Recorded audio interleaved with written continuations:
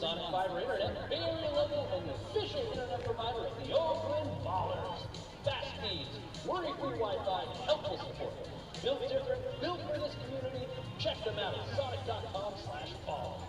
From the town, for the town. Mercado and Sacramento auto accident attorneys are just down the street from the ballpark and always in your corner. If you've been hit, we hit harder. Big payouts, fast results, and that town's biggest bite that keeps insurance companies shook. Real talk, real results, real local. Merc Sac don't play, we get you paid. Hey Ballers fan, I'm Dan Silver with Dan Silver Homes and Red Oak Realty. I'm a News Bay native who has lived in Oakland for over half my life. I love this town, and the Ballers are making me believe in baseball. When I'm not cheering on the Bees, you can find me visiting my favorite Oakland landmarks. Coffee from Red Bay, movies at the Grand Lake Theater, live music at the Fox, new Ballers good from Oaklandish, and drinks from Almanac at the Prescott Market. If you love the town as much as I do, I would love to work with you to sell your current home or find your next home. See you around Romani and be sure to say hi when you see me. The Oakland Ballers would like to thank you all, our official screening partner, for keeping us safe. The Oakland Ballers would also like to thank Royal Ambulance, our official benefit provider. And the Oakland Ballers would like to shout out Family Laundry for taking care of all of our laundry needs. Attention Ballers fans, if you're dealing with back pain, neck pain, sports injuries, or just want to move and feel your best, here's your chance to experience the same chiropractic care trusted by your hometown tags. Dr. Brian Flannery, the official team chiropractor for the Oakland Ballers and Oakland Roots, has been helping patients and athletes perform at their highest level for nearly 30 years. Schedule your appointment with Dr. Brian Flannery today and see why championship level care isn't just for the pros, it's for you too. Go to atlashealthcenter.net to get started. That's atlashealthcenter.net. Ballers fans, tired of pain hindering your summer plans? Make sports acupuncture a part of your health care. Specializing in sports medicine, Dr. Tyler effectively addresses ailments with same-day results. Increase mobility, maintain agility, feel stronger, relaxed, and pain-free. Whether you're training for a marathon or wanting to get back to the gym, do the activities you love without hesitation. Schedule an appointment today at Sage Against the Disease Acupuncture in Oakland. Heading to or from Alameda, the Oakland Alameda Access Project, led by Caltrans, is improving connections between I-880, I-980. Welcome to West Oakland. It's Oakland Ballers Baseball on Ballers TV, game 87 of our 2026 season. The fourth to last home game and the rubber match between the visiting Missoula Paddleheads and your Oakland Ballers. Welcome into the press box. Tyler Peterson and Gareth Kwok with you.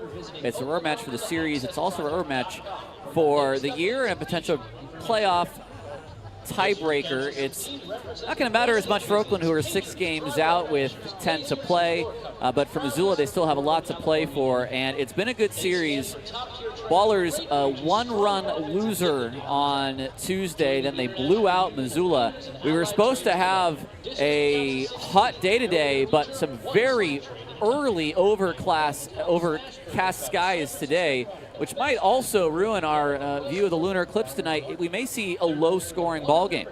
Yeah, we may, and we got 2 guys who can throw it well. For Oakland, it'll be Renabe Arias, who's been pitching well for Oakland ever since joining from the Red Pocket Mobiles, and he'll hope to continue, or I guess the offense will hope to continue the run support that they gave David Thomas a night ago, specifically led by Tristan Moore, his first 2-homer game as a pro and his first 5 RBI game as a pro. And right now everyone in the lineup swinging it very well. Oakland, the last couple of series, they've dropped the opener and then they bounce back for the next 2. We'll see if that trend continues. And the Ballers last night got a quality start from David Thomas, and then some nice innings from Mayor Martinez and Noah Blythe, of all people, finishing off the ball game last night as well. Let's take a look at the standings. You can see Missoula at 26-12 in that good position for the second playoff spot, and the Ballers some 6 games back of them. Most important thing for Oakland right now is that they finish above 500, which they can do if they go 7-3 in their final 10 ball games and finish at 49-47. The Missoula Paddleheads really only have to worry about the Boise Hawks, because if they, Billings, or Long Beach finish second, it'll be the Paddleheads in all 3 cases that go to the playoffs. The Hawks are playing Great Falls. They've won 2 straight, but they had such a poor week against the Range Riders last week that they had a chance really to put themselves in a better spot than they have. They're 3 games behind Missoula, so Missoula still needs to see this through in the final 10 games. But right now, they look to be a very good team. Yeah, they sure do. And in pole position right now, you talked about Billings, and what they've won now 11 in a row. So you could benefit from both sides, the winning ways of Billings, and if Missoula just handles business here, they should see themselves into the postseason once again for what would be a 6th straight year. After the break, Gareth will talk to a man who is on fire, 4 home runs in his last 5 games, Mr. Nick Leahy, the second-year baller. His chat with Garrett coming up right after this break. Be alert, be safe, and notify staff members in case of a medical emergency. Please note no smoking is allowed anywhere on the grounds at Raimondi Park. Any violation of such rules will be enforced to the fullest extent, including removal from the stadium. There's absolutely no food or beverage carry-ins allowed, and all events at Raimondi Park have a no re-entry policy. Please help us keep this ballpark a family-fun environment. We would like each and every experience to be a pleasant one. Please treat your fellow fans with respect and courtesy so we may all enjoy Ballers Championship Baseball. And finally, fans assume all risk and danger incidental to today's event, including before, during, and after the game. This includes but is not limited to the danger of being injured by throwing bats or balls. Fans also waive any rights against the Pioneer League, member clubs, players, and Raimondi Park for any accidental or personal injury or loss or damage to property. And please don't lean on the railings. If you're parking on Willow Street, they will ticket after 6 p.m. So we recommend parking in the curtain front lot. And please remember the parking lot closes 30 minutes after the game, so move your car if you plan on hitting Prescott Market post-game. Thank you for attending today's game. Hello, Ballers fans. This is Aaron Miles, your Oakland Ballers manager. Welcome to Raimondi Park. We're excited to try and bring another championship back to Oakland. Have a seat, have a hot dog, go to the merch shop, get some beer. Sit back, relax, grab a drink of ice cold candy. We're about to put on a show. Good beer, maybe some home runs, and a lot of runs. Say what's up to Scrappy and prepare to get loud. We're about to bring another championship back to Oakland. Hoping to bring another championship to Raimondi this year. Get ready for some Oakland Ballers baseball because we're about to run it back. You know, do it for the town once more. Here we go, here we go.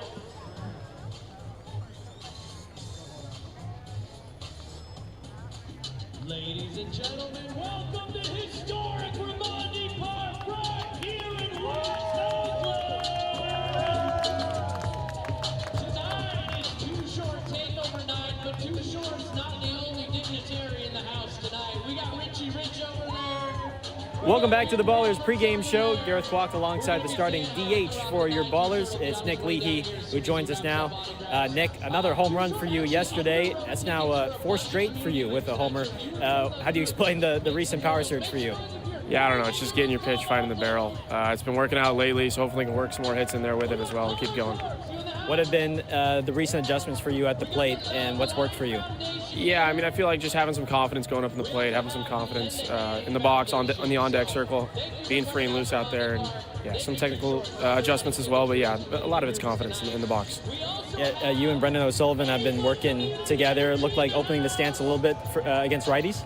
Yeah, definitely try to cut the angle a little bit, make it look like more of a lefty as much as possible, I guess. It's been working, so I'm gonna stick with it. Well, we know you hammer lefties, and we've been calling you the lefty killer. But is there something specific about just seeing southpaws where you seem to just do better, I guess?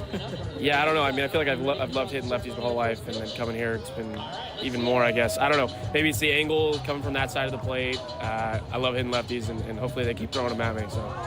Well, you and Brendan O'Sullivan also flashed the leather yesterday up the middle. He had a nice barehanded play, and then you made a nice sprawling play up the middle. How about the defense from last night? Yeah, it's awesome when you got your shortstop up there making all the plays in the world. So it gives you some confidence when you're on the other side of it too. Brendan's been great on and off the field, and yeah, we just hope to keep doing it. To see him step in after Tremaine went home, what's he been able to add to this team? Yeah, obviously big shoes to fill with Trey leaving. You know, we're always going to miss Trey, but Brendan stepped in there and he's done a great job on in the field and at the box. So I mean, he's going to keep doing that. And we're going to keep winning games. And how about one of the newcomers, Tristan Moore, first 2-homer game as a pro. To see him joining the team late against Long Beach and then providing a little bit of thump into the lineup. Yeah, that kid absolutely rakes. He hits the ball hard. I remember seeing him when we were in Long Beach for the first time, and it was just like, wow, this guy finds the barrel a lot and hits the ball hard. So yeah, it's really good to have him in the lineup for sure. Well, as year 2 for you winds down, what have been some of the big takeaways and big things that you've learned about yourself and about this team in your second year? Yeah, I mean, it's definitely a little bit different than last year, but just having fun out there on the field. You know, you never know when this game's going to leave you. So going out there every day, enjoying the game that we have and having fun with the guys on the team and winning games is the most important thing, for sure. Well, obviously there's been a lot of turnover with the roster since day one, but how do you describe the flow and the chemistry with the guys, with everyone that's come in and out with this team? Yeah, I feel like we're just real free and loose out there right now, and the guys are gelling together. You know, we all hang out off the field as well, so that's been helping a lot, and we're coming together, so it's been really good. Rubber match tonight. Renabe Arias goes for you guys. You got to face him a couple times when he was a member of Red Pocket. What do you remember about seeing him when he was a member of the Mobiles and now he's your teammate? Yeah, he's tricky, man. He's got like 8 different pitches. He throws them all for strikes. So he's definitely tricky. He's hard to hit. He's probably going to get a lot of weak contact tonight and some strikeouts. So it'll be fun to watch him go out there and deal for sure. All right, Nick, thanks for the time. Best of luck today. Of course. Thank you so much. That's Nick Leahy with us here on the Ballers pregame show. Back after this here on Ballers TV.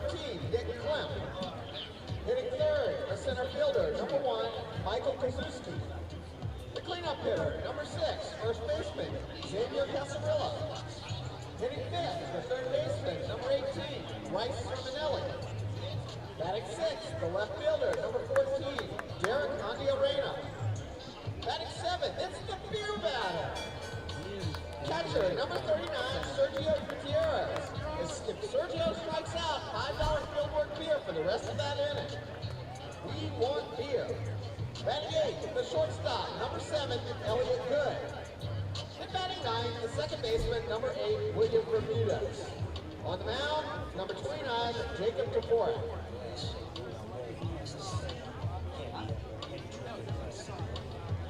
Oakland, make some noise!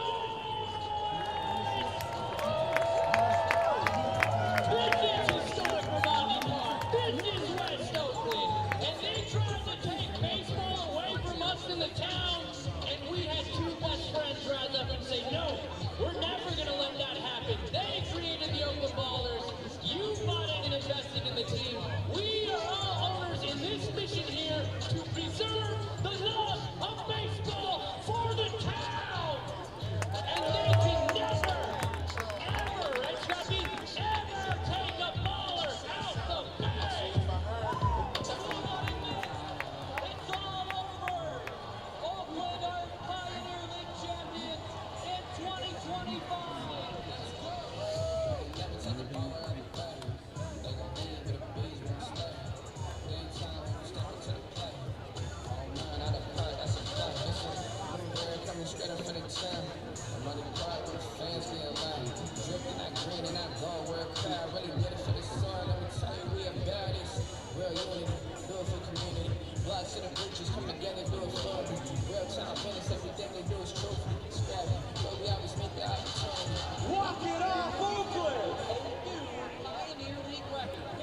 Welcome back to Ballers Baseball on Ballers TV.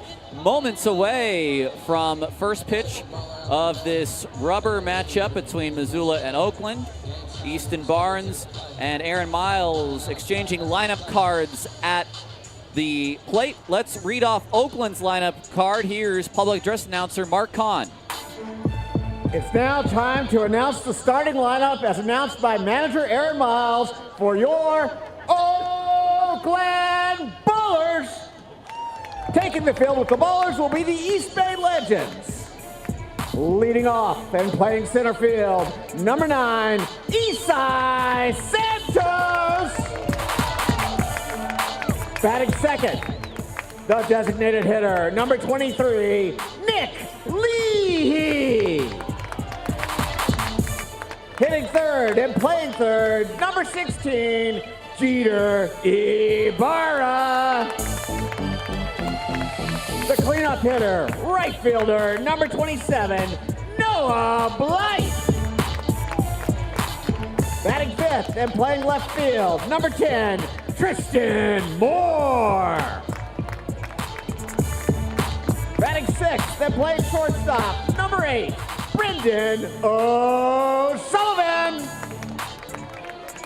Hitting seventh, the catcher, number 40, Connor Smith. Hitting eighth and playing first base, number 35, Joey Winters. Batting ninth, the second baseman, number 6, TJ Rogers. On the mound, number 19, Rin Abe Arias.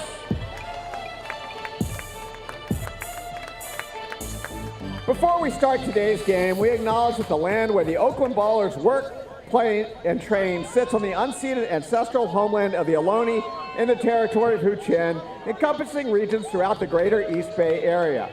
We recognize that we benefit from living and working on their traditional homeland, and we affirm their sovereign rights as First Peoples.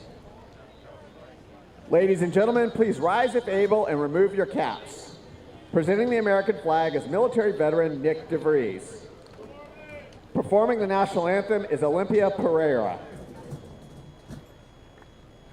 Oh, say, can you see by the dawn's early light what so proudly we hailed at the twilight's last gleaming, whose broad stripes and bright stars through the perilous fight o'er the raptors we watched were so gallantly streaming, and the rockets' red glare, the bombs bursting in air, gave proof through the night that our flag was still there. Oh, say, does that star-spangled banner yet wave o'er the land of the free and the home of the brave? Here's Missoula's lineup tonight, brought to you by Rubenstein. For Michael Schlacht, Apodaca, and Klemp, Mike Kozuski is back after being banged up yesterday. Casarilla, Sermonelli, and Arena. Gutierrez gets his first start of the series behind the plate, with Good and Bermudez rounding things out. Let's take a look at our two pitchers brewing matchup for this rubber match. On the mound for Oakland, the right-hander Ren Abe Arias. There you see his combined numbers with Red Pocket and Oakland. With Oakland, he is 1-0 in 3 starts with a 4.58. And this is our first look at Toporek, who is into the Missoula rotation after finishing up his career at Tulane. Yeah, he was a part-time starter with the Green Wave, previously a full-time starter at Wagner, but has had respectable numbers thus far for the right-hander. Doesn't walk too many guys, just 11 walks in those 33 and a third innings. Both of these guys do not walk very many batters. They're going to fill up the strike zone. Let's have a look at the defense now for Oakland. Around the diamond, you'll notice one big name, and that's the man behind the plate, the big man behind the plate, Connor Smith. We've been waiting for him to get right with that broken fingernail on his right index finger, and he is good. He is in there for Oakland today. Tonight's our Too Short takeover, and the man himself is in the house on the field. Of course, earlier this year we had the Too Short bobblehead giveaway. That was this year, wasn't it? It was. Okay. A lot of games at Raimondi I've been part of. I'm interested to see what aspects of the stadium he's taken over for today, or is that just he's taken over again and appearing again? Oh, when he's here, I feel like he always takes over. Oh yeah, there was a very long line waiting to get in, and hopefully see him in person. Yes, and he was signing a limited amount of autographs, and obviously you're gonna have quite a few folks coming in early to get those autographs from Too Short. Not sure if everyone could get one. Let's look at our Caltrans keys to the game. Well, I think for Abe Arias, he has to get strike one, which he did not do so well in his last start. Felt like he was behind a lot, 2-0, 2-1, 1-0. So if he can get 0-1, that should be key for him, for someone who likes to pitch to contact. And number two, I'd like to see Oakland be aggressive on the base paths. Isai Santos, last time we saw him in that leadoff spot, or in this series, he's been aggressive, a couple of stolen bags, and so love to see Oakland continue to be aggressive. First pitch to Apodaca, a strike at 6:36.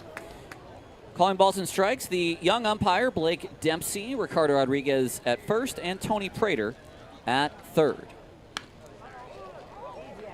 TJ Rogers for the first out. And we talked about Smith being back behind the plate. Rogers is back in after having a few nights off from the field.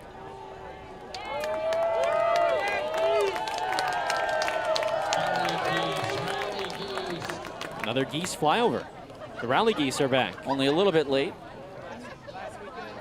Nick Klemp, the DH, who broke that 0 for 9 with a single off of Noah Blythe in the ninth last night.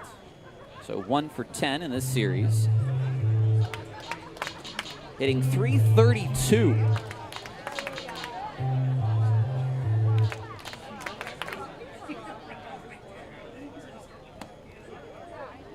Just off the dish from Ren. Well, you heard Nick Leahy say it. Nick says he's got 8 pitches. I don't know exactly how many Ren does have, but he does keep you off balance throughout his start. 2-1 to Klemp. Well, it's about a 6-pitch mix, but he'll use more 5 of them frequently. A fastball in the upper 80s, good sliders, slow curveball, a cutter, and a changeup. In is Santos, and he makes the running catch. A late scratch from today's lineup was Mitchell Sanford, who originally was slotted to be in center. Instead, Isai, who would have sat on the bench, is inserted, and look how deep he's playing. Made a great run, got a great jump, and caught it about belt high. Here's Mike Kazuski, who sat out last night's game. The only player off the bench who did not feature for Michael Schlack, and he did empty the bench at the later spots of last night's blowout. Kazuski hitting .341. He's driven in 64 in his 308 at-bats.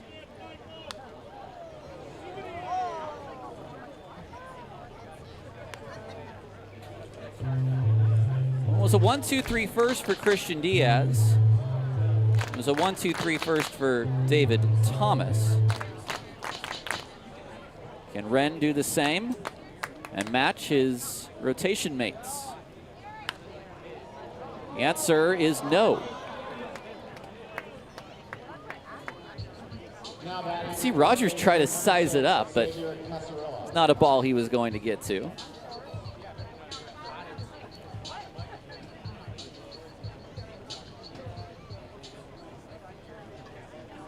Not a bad changeup on the low outside corner. I mean, he had Kazuski lunging for that pitch, but just enough barrel on it to dunk it in the right center. Casarilla takes on center field. Santos looks up, and Casarilla has gone over the batter's eye. That is one of the longest home runs we have seen here at Raimondi Park, as it goes 439 feet and 6 inches. 2-0 Missoula. He had a lot of home runs last year as a member of the Glacier Range Riders in the home run derby. Not the knockout round, but the home run derby. And he did not miss that pitch.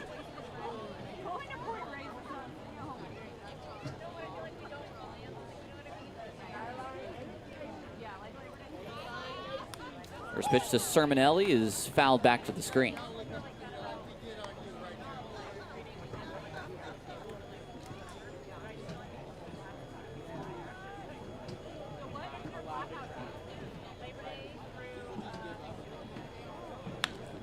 Up the middle, Rogers has it knock off the glove into center field. So 3 2-out hits in this first inning. It's number 14, a chance for Missoula to make an early big inning as they did on Tuesday when they scored 5 in the second. That was a game that they won 7-6. Derek Andiarena, the left fielder now. Hitting .415, 4 home runs, 25 driven in.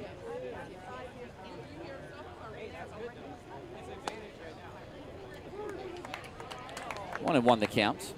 And look, Abe Arias is going to give up hits. He's given up 133 this year, which is 3rd most, but just has to compose himself and bear down and find a way to get the outs. Swing and a miss by Andiarena, who swings through the 68-mile-an-hour fastball. I mean, I beg your pardon, 86-mile-an-hour fastball. I think I'm in Noah Blythe territory still. 1-2. Down in the dirt.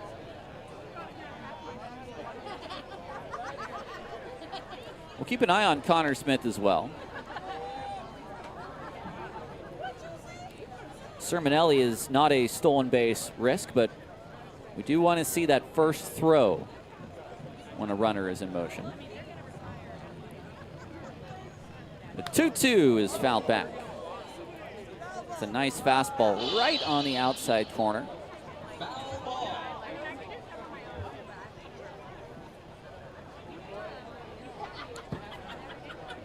Well, what Ren lacks in velocity, he completely makes up for in placement with his pitches.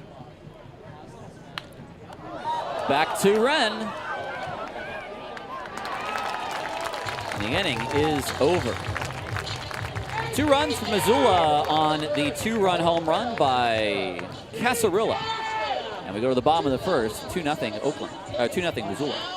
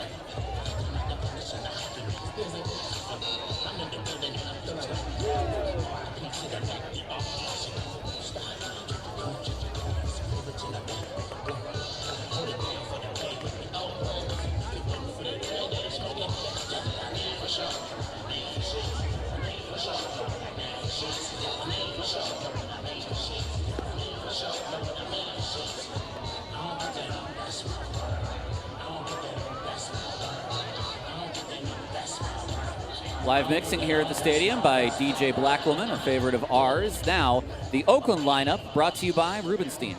Well, Nick Leahy slides up to the 2 spot with Blythe, Moore, and O'Sullivan as your middle of the lineup, and Connor Smith back in along with TJ Rogers, those two have dealt with their fair share of bangs and bruises. The lefty, Toporek. This is Jake Toporek, 6'1", 192 from Tulane University, from Dana Point, California. Faces Isai Santos. Here's the 1-0 pitch. The first pitch of the at-bat is outside. 1-0. Isai now batting .294, 16 home runs, 57 driven in. 2-0. One of 2 members of this team with 50 walks. He has 52. Jaden Kalura has 50 on the dot. 2-0, taken for a strike.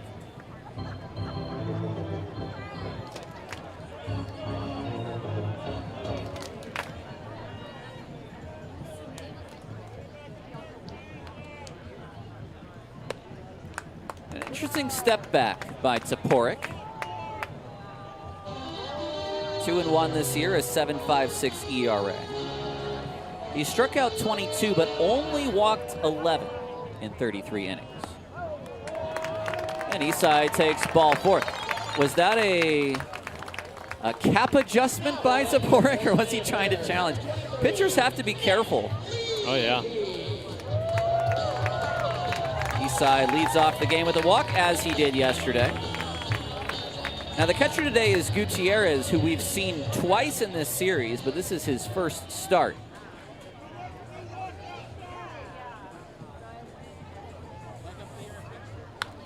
Leahy to left, and right at the left fielder, Andy Arena, who catches this ball down around the shins.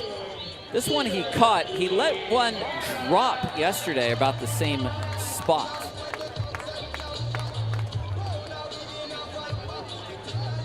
One out for Jeter Ibarra.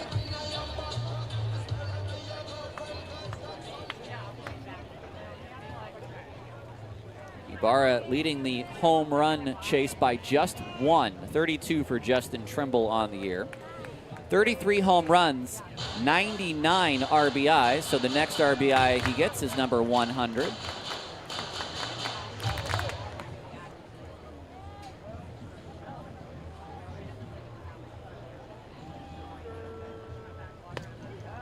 Jeter takes just off the plate.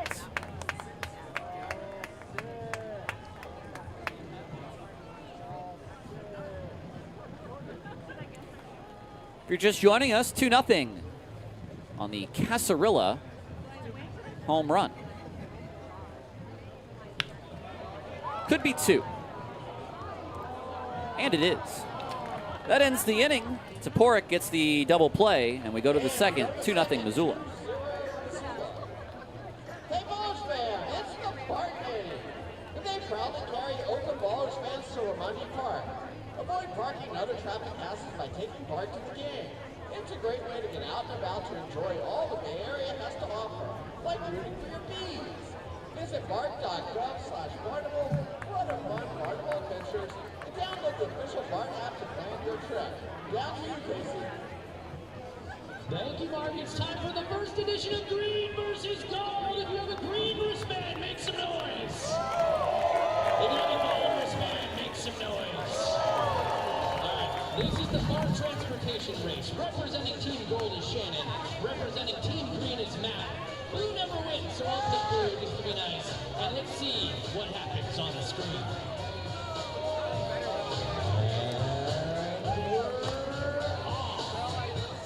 Green jumps out to an early lead, man. That's a good sign for you. Blue's in the middle. Shannon, let's hear you cheer for Gold. Gold needs some help. There we go. Gold is back in front. Blue is in second. Green's charging into second now. Gold's still in the lead. Green's in the lead now. Nobody believes Blue's ever going to win. It's fine.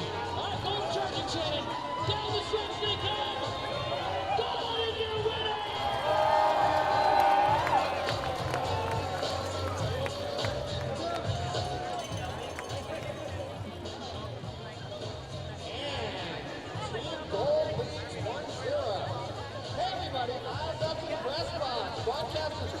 Welcome back to Ballers Baseball as we toss out some balls here in the press box. Oh, I got one more. Forgot. One more. All right. Where we going? On our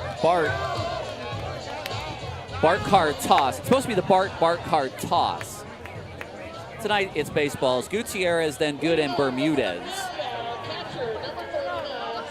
against Ren, Abe, Arias. First pitch is inside. Want to know.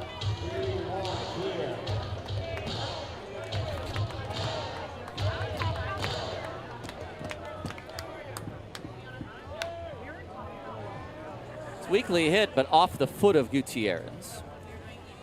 Now Gutierrez, this is his 47th game as a paddlehead.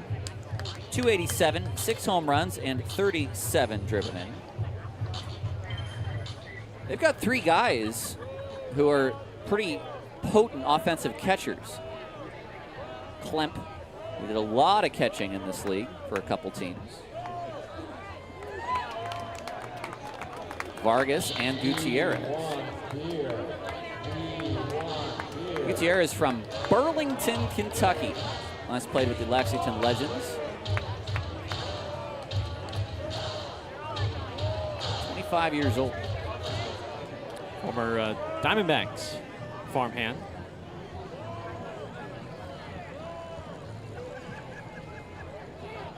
Got him. The changeup from Abe Arias. And what feels like the first time in about a year the beer batter strikes out rather than hits a home run in his first at bat here at Raimondi. Now Gutierrez has plenty of time today to still hit a home run. I was going to say. It's only his first plate appearance. They got Bermudez yesterday on the high strike, the non-challengeable strike on the breaking ball. It was Thomas's only. This is Elliott Good, who has thoughts about a bunt, but pulls it back.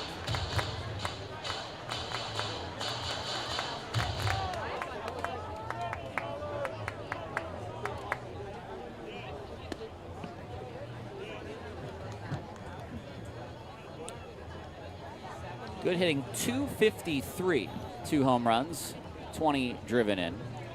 How many runs he must save as a shortstop? Hard to calculate. I have him right now as probably the best defensive shortstop in the league.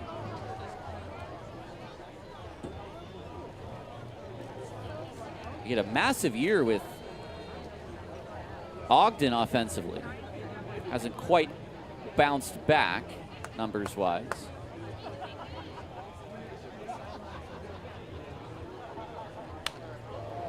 That's toward the gap. Santos made the catch! Wow!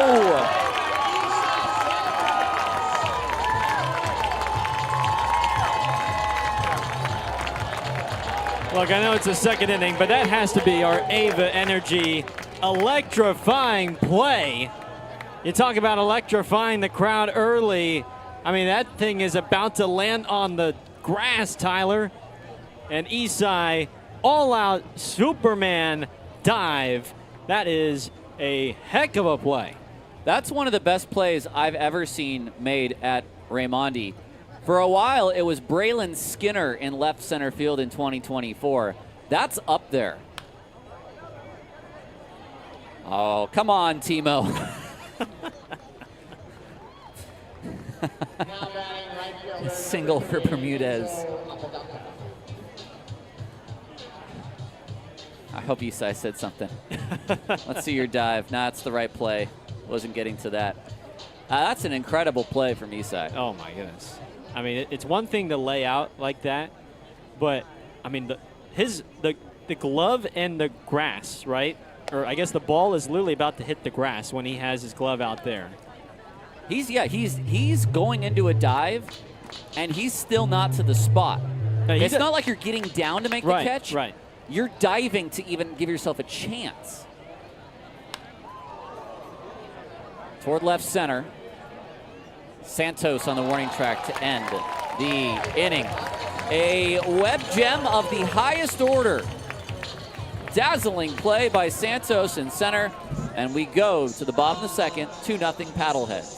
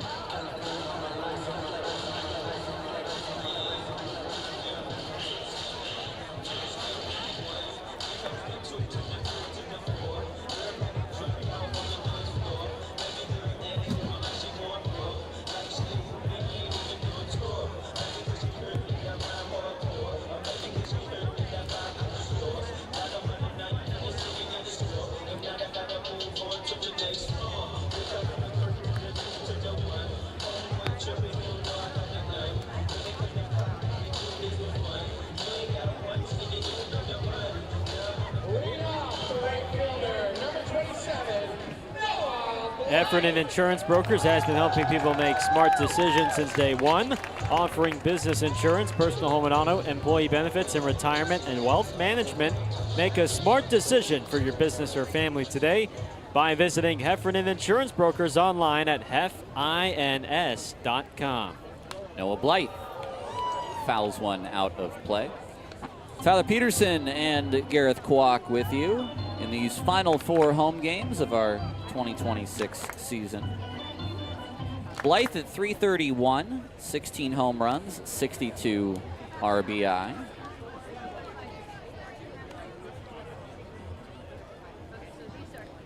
Doubles for Blythe as well. He's down 0-2. He's taking a couple of pretty good swings against Toporek.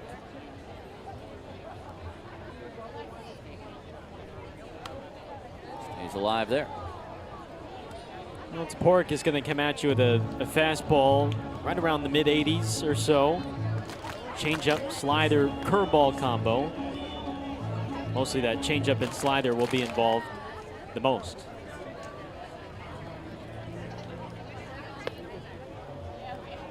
Too high, an easy take.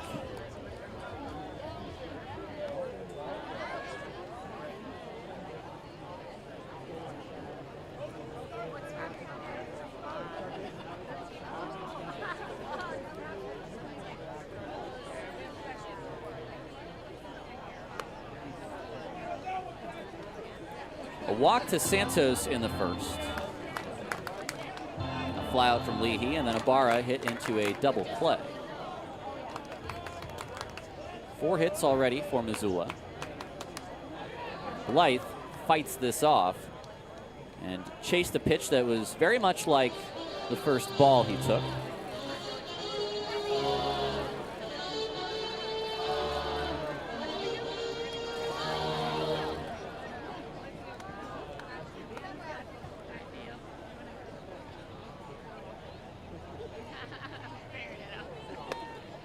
He looks at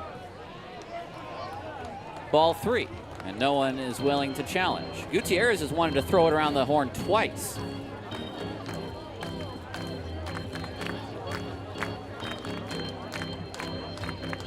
It's a breaking ball with not very much spin, like a knuckle curve. 3-2 is high and away. The second leadoff walk in as many innings to begin this ball game. And I know Missoula's used some early challenges in the first 2 games, so maybe just slightly surprised to not see one used there, unless Gutierrez is trying to lure our young umpire behind the plate into a strike 3 call. Here's Moore. 2 homers last night. It's a first pitch ball on the outside. And I got to say, the way that Toporek is adjusting the cap, he's putting his palm right on the top of where the button is. I mean, it looks like he wants a challenge. Yeah. It's just so funny. Because some guys grab the bill, do a little adjustment there. It's not a tap, it's a hold, and it looks like he's going to it. And he's constantly adjusting that hat of his. I mean, he's going back there. It's almost just by habit, right? You throw and then you adjust the head. 2-0 to Moore. One of these eventually Gutierrez or Toporek will try to challenge. Right now it's 3-0.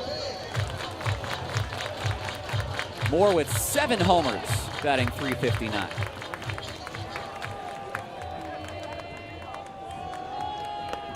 There is strike 1. First 2-homer game for Moore as a professional. Also his first professional 5 RBI game last night. Both of those firsts, but not lasts, with the way he's swinging the bat. Now there he chased. The good news for him is he still has 1 more to see.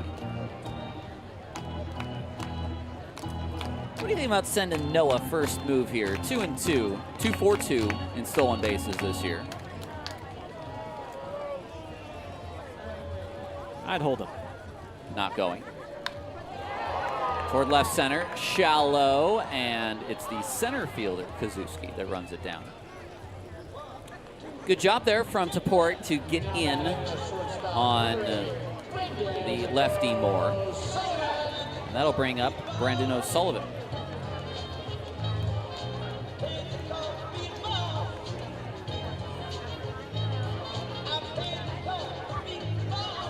All but one righty playing tonight. Lone righty not playing is Crawford.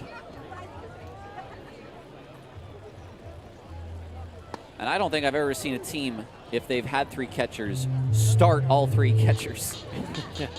I've seen teams start 2 catchers, 1 at DH and 1 at catcher, which already is a little bit precarious. I don't think I've ever seen a team start 3 catchers at once. Well, as we've seen from Aaron Miles, just because you don't get the start behind the plate does not mean you are truly getting the off day. Your services might be used at some point, either off at the plate or behind the plate at some point during the game after the lefty is gone, or the righty.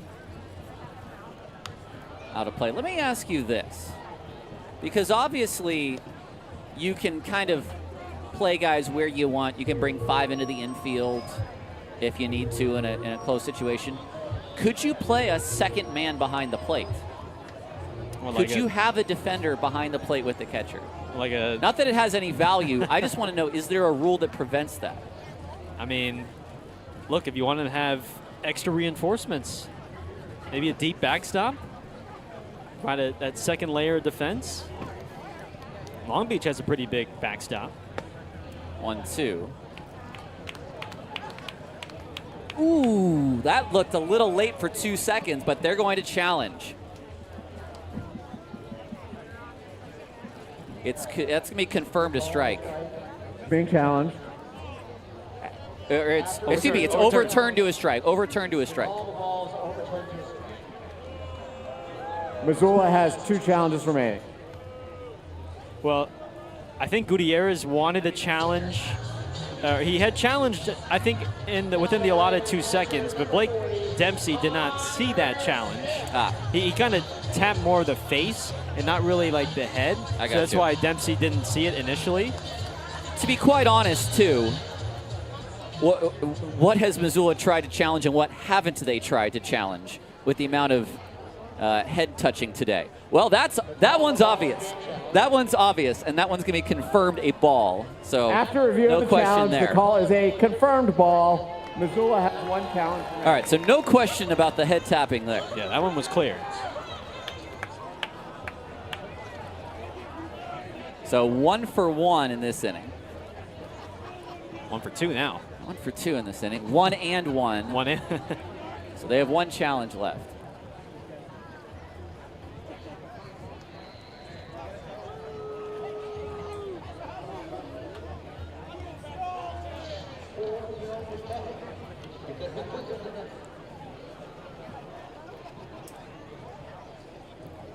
Nothing Missoula.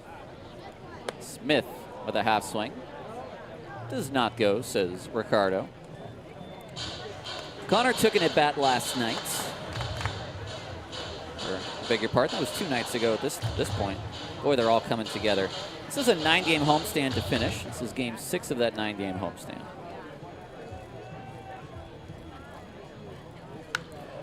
In the air, in the park, Kazuski coming in. And that's going to end the inning. Once again, it's just a walk for Oakland, and we head to the third, 2-0 Missoula. Hey, Balls fam, our friends at Big Time Wrestling have a huge anniversary coming up. Honor, Glory, and Big Time, 30 years of Big Time Wrestling, takes place on Sunday, October 18th at the San Jose Civic. Tickets are on sale now. They have an epic card planned.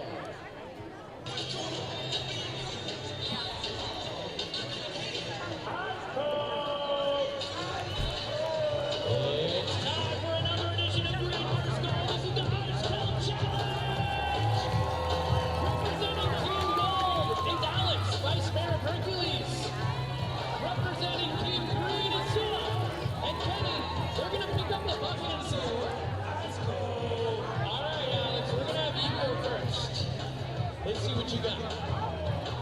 Off the squad. Grab him in the neck. All right, let's see this. Yep.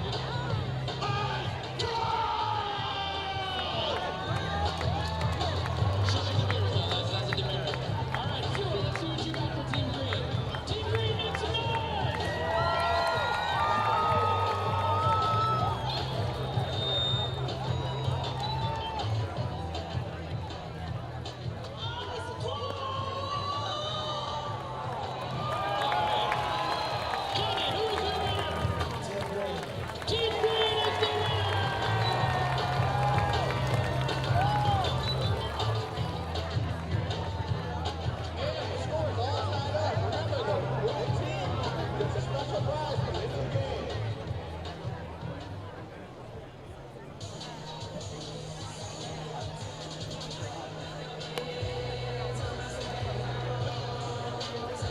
Top of inning 3, it's 2-0 Missoula. Tyler and Gareth back with you.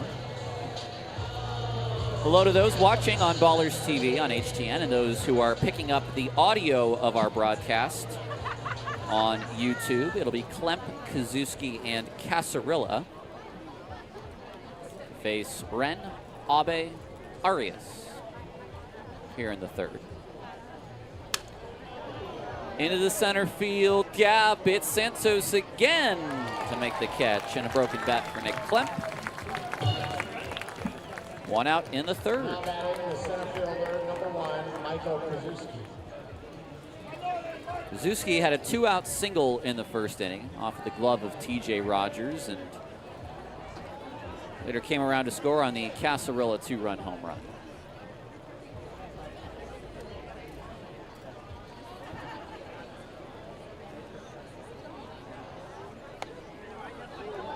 Called first strike to Kazuski on the Abe Arias slider.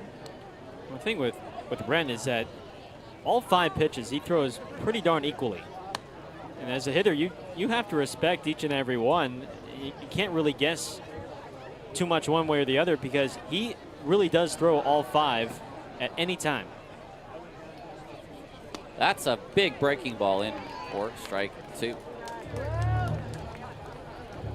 Kazuski has just seen that for the first time now. Early agreement between pitcher and catcher. Kazuski fights that off. And as a hitter, you don't know if he's going to double up on that same pitch or is he going to go to the 4th pitch out of the 5th in his arsenal. And that's what's made Abe Arias, in Nick Leahy's words, a tricky pitcher to face. Grounded foul. Well, if there's anything prized in this league, it is strike throwers. And right now, Abe Arias has 23 strikes and 34 pitches.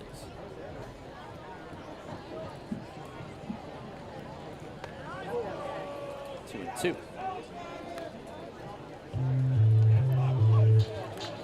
You can go a long way with control in this league.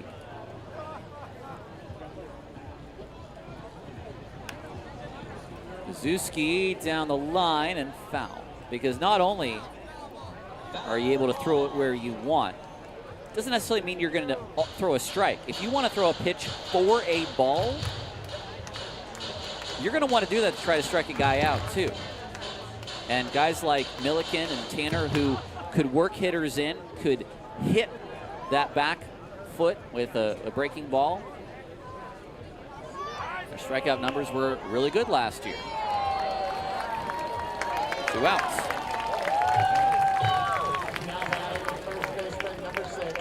I know one thing that pitching coach Jimmy Dietrich has always prioritized is athleticism with his pitchers. And Oakland's rotation now at this point has gotten the ERA down, still over 8, but it's in the top half of the league, and now is better than the Paddleheads, who come in with an 8.68 ERA. They're at 8.43.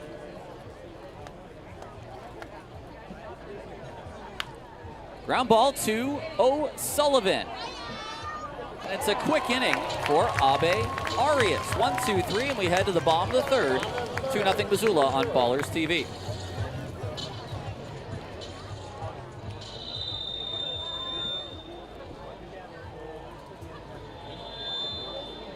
Short Dog. Short Dog, I wrote this song for you. You wouldn't know it, but we got more in common than you think. I bought my first bag of weed in 1993 at Fruitvale on 23rd Street. My friend said he seen you last time he came through, telling freaky tales on the street. And I hope to see you there in the empty rocking chair. Everything we've done, all the songs we sung, we've got the same residue in our lungs. Our lungs, we got the same residue in our lungs. And I'm pleased to meet you tonight in the cold West Oakland night. And through everything we've done and all the songs we sung, we got the same residue in our lungs. Our lungs, we got the same residue in our lungs.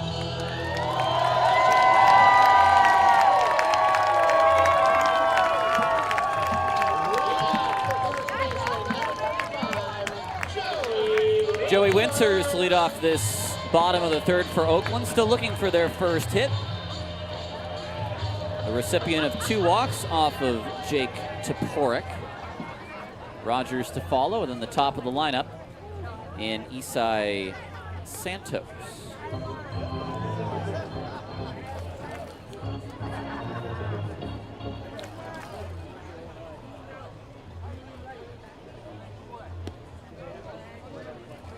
Just off the plate. Pretty good eye by Winters. Joey hitting .313 in his first 19 plate appearances. 1-2. 2 home runs for Joey, both to right field.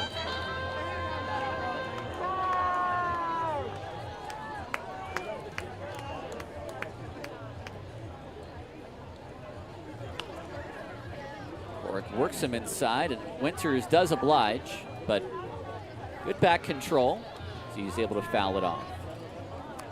I've seen a couple of Missoula pitchers try to pound Winters inside. Not let him get extended for a guy that stands at 6'6". It's a pretty good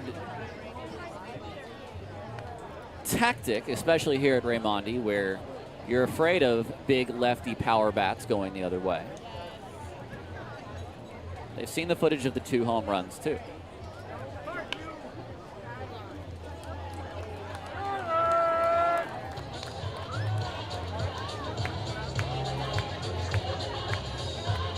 Winters is really trying to push him more so to the outside. You see how close he is to the plate. That back foot nearly up against that line. That's a ball.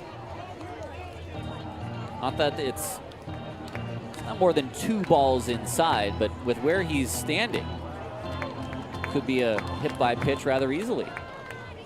Full count. This is fought off down the left field line, but out of play. Coming up on pitch number 9 to begin this inning.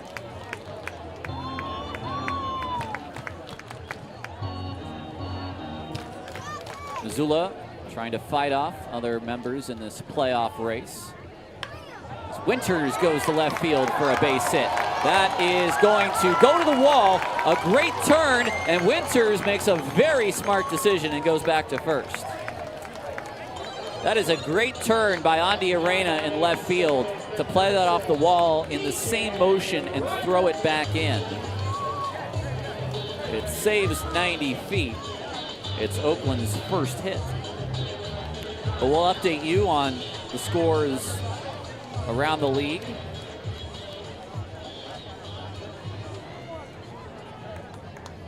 As this night goes on.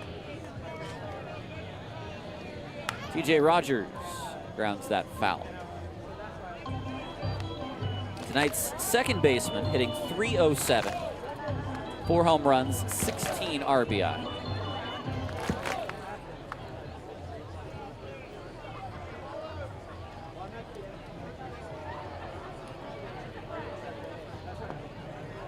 Take there on the off speed.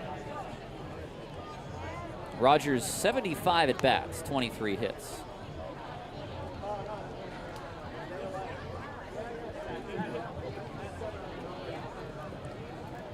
Middle of the order bat for the USF Dons for many years. Takes that just off the plate. It's 2-1. A confident reception behind the plate by Gutierrez. We've seen him back there for 3 straight days, but this is his first start.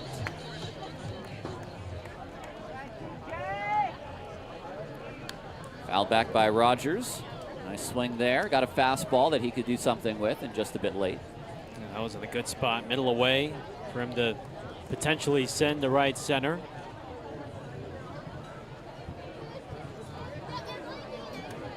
Even with that fastball sitting 85, 86 to Porrick, he's fearless up there. He'll come right at you with what he's got.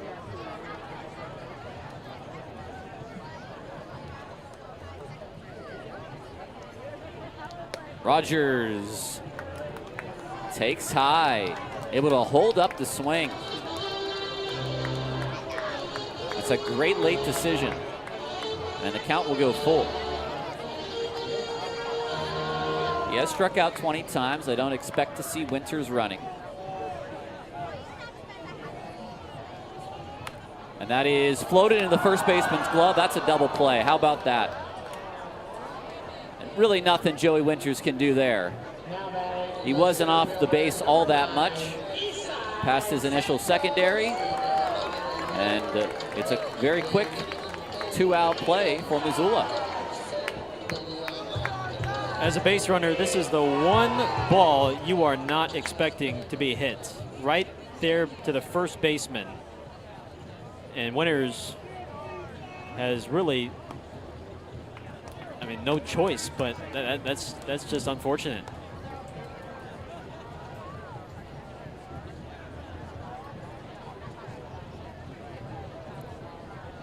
Santos walked in the first inning. And this should end the inning for Missoula. A couple of double plays already for Jake Toporek. And we go to the 4th. It's 2-0 Missoula on Ballers TV.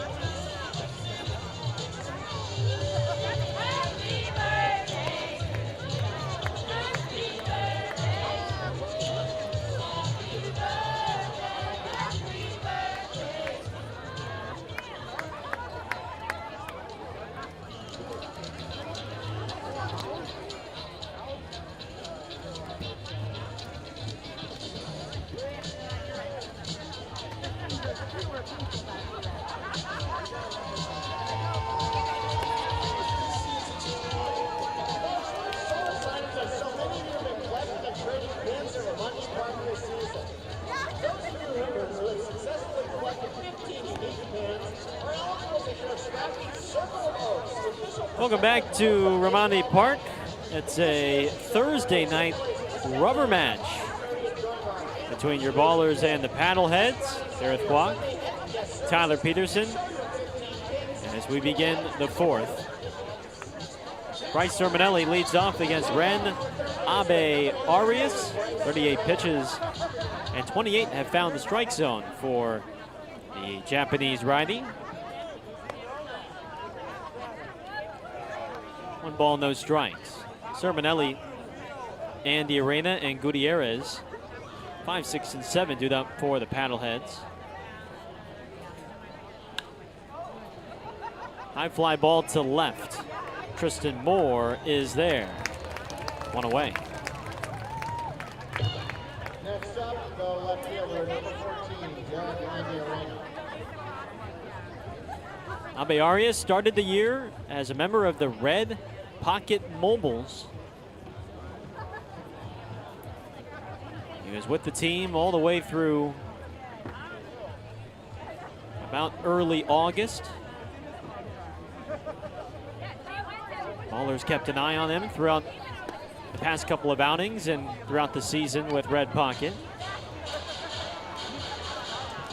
And I'll say this, it's still startling that the last time Red Pocket won a game, he was on the team.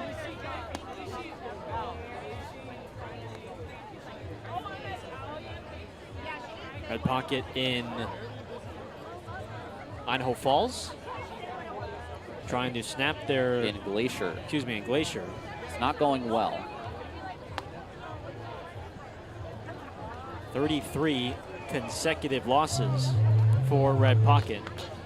13-1 Glacier in the bottom of the 6th.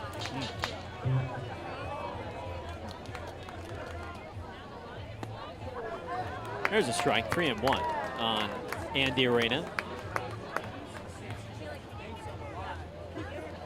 Well, he and Nathan Darden were teammates with Red Pocket coming into that series against Oakland. And then after that series, they were Ballers, thanks to a couple trades made. Now batting, it's the catcher, number 39, Sergio Gutierrez. They have both made quite the contributions so far in their respective ways. Abe Arias in the rotation, and Darden seemingly one of the first men out of the bullpen for Aaron Miles.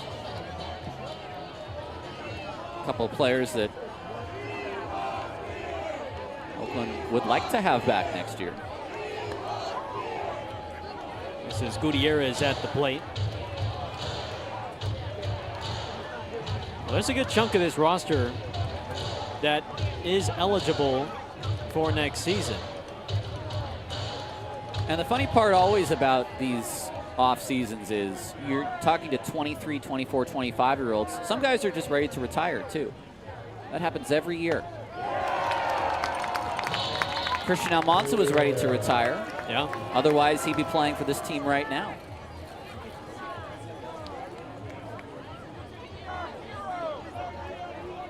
And look, with the season he had last year, I mean, how can you blame him for not riding off into the sunset?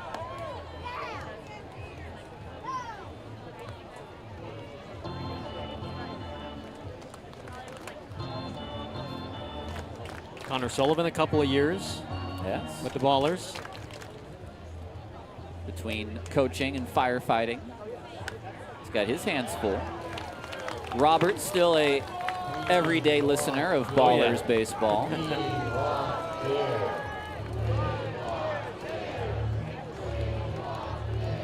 But the common theme, no doubt, is that everyone on this team very gracious for the opportunity to keep playing after college. Broken bat in the center, and Isai is there. Ren's got one more to deal with. He was running off the field. Shortstop, number 7, Elliot Good. Look at this thing. I mean, that is right off the end of the bat. That bisects that broken bat. We've had a couple already. And I know Missoula shipped in a new shipment of bats. Oh, yeah. To Oakland because they're on this extended road trip to California.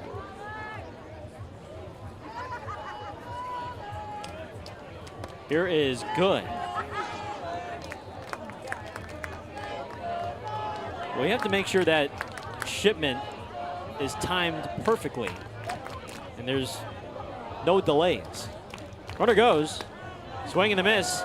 Smith's throw goes into center. Oh, we have obstruction on the batter. This inning is over.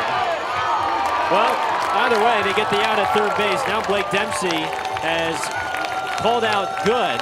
So it's not going to be a stolen base and then runner out at third base.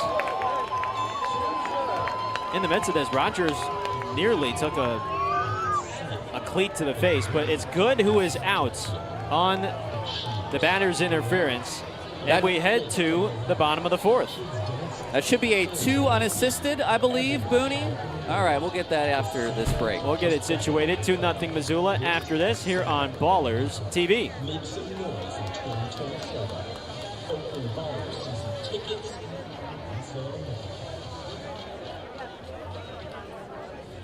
It's time for another edition of Green versus Gold. Representing Team Green is Beans. Green Beans. Representing Team Gold is Kermit. And Brian Carmel is going to fire these balls up in the air. This is 3 flies up. Whoever catches the most wins. 3, 2, 1, fire. No catch, no catch. Here we go. 1-1. All right, this last one settles it here. One more. Here we go.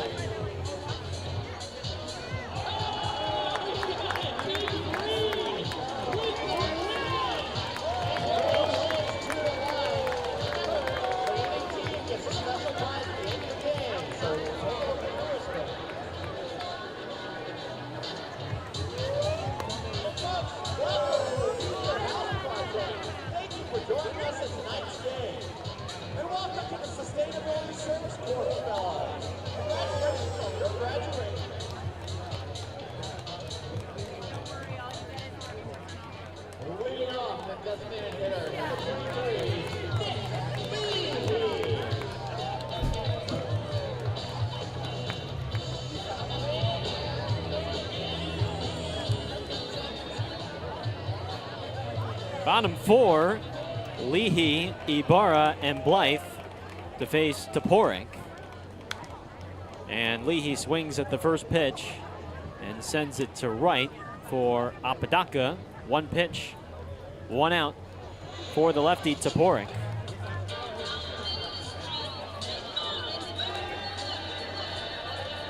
Well, we got to look at that batter's interference on Elliott Good that ended the top of the fourth with the runner trying to steal second. Yeah, we saw it on our internal replays of each camera, and from center field, you can see Good when he swings through, his backside comes through, and then his foot steps on home plate. And whether he made contact with Smith or not, we can't tell, but that was a illegal position. Ibarra shoots this one up the middle. Just the second hit for the Ballers. And Blake Dempsey was right on it. I mean, he didn't hesitate to make that call, even in the midst of the ball being thrown into center field. And then with the runner, Andy Arena, trying to head for third, only to be thrown out.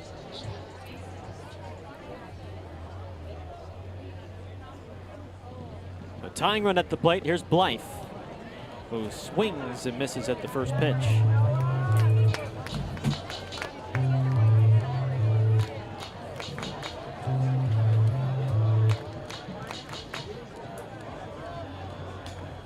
Two-0 Paddleheads.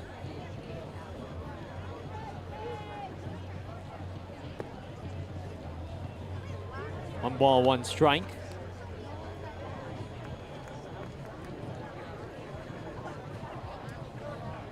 Michael Schleich didn't really fight it too much, too, in between innings.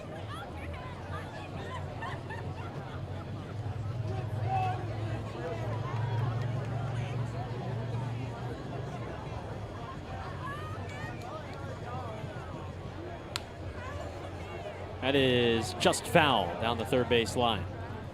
And that's a play that the home plate umpire, Blake Dempsey, has to very quickly adjudicate from behind home plate. He's got to get out onto that line, which he did. And then anything before that bag, even if there is a third base umpire, that's his call to make. And very quick to make that foul ball call. 1 ball, 2 strikes on Blythe. This one fouled away. Well, Noah, over his last 5 games, he's been red hot. .520 batting average, 13 for 25 at the dish.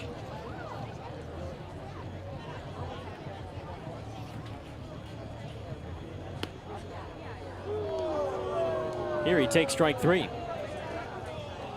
Now batting left fielder number 10. Well, Toporek right now is having a pretty good start. Really nothing squared up by Oakland. A ball that Winters sent to left center field for a single from Ibarra up the middle. Not even hard hit deep fly balls or line drives, really. Well, we knew coming in that he's a crafty lefty. Received a handful of starts with Tulane this past year, 20 appearances, 7 starts. He did start full-time up in Wagner the year before.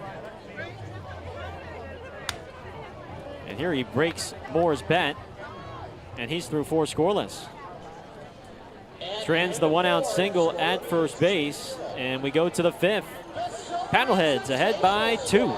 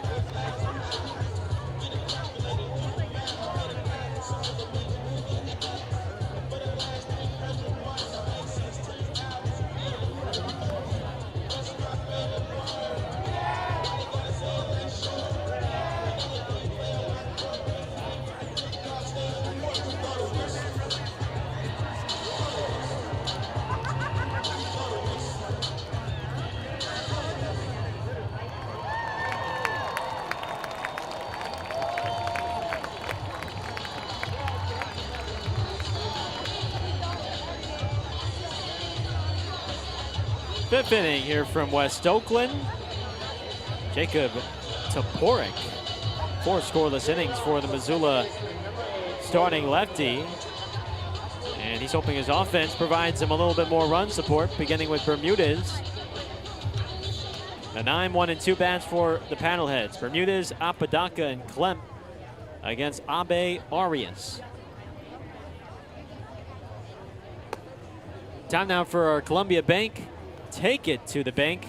Tyler, the stage is yours. Well, the Niners and Raiders are currently playing down at Allegiant Stadium, 12-12 in the 4th quarter. And it just reminded me about, you've got first-round quarterbacks. This is into the gap in right center. Santos trying to cut it off. He does. Bermudez digging for 2. The throw in is not in time. It's nice work by Bermudez, keeping that foot on the bag.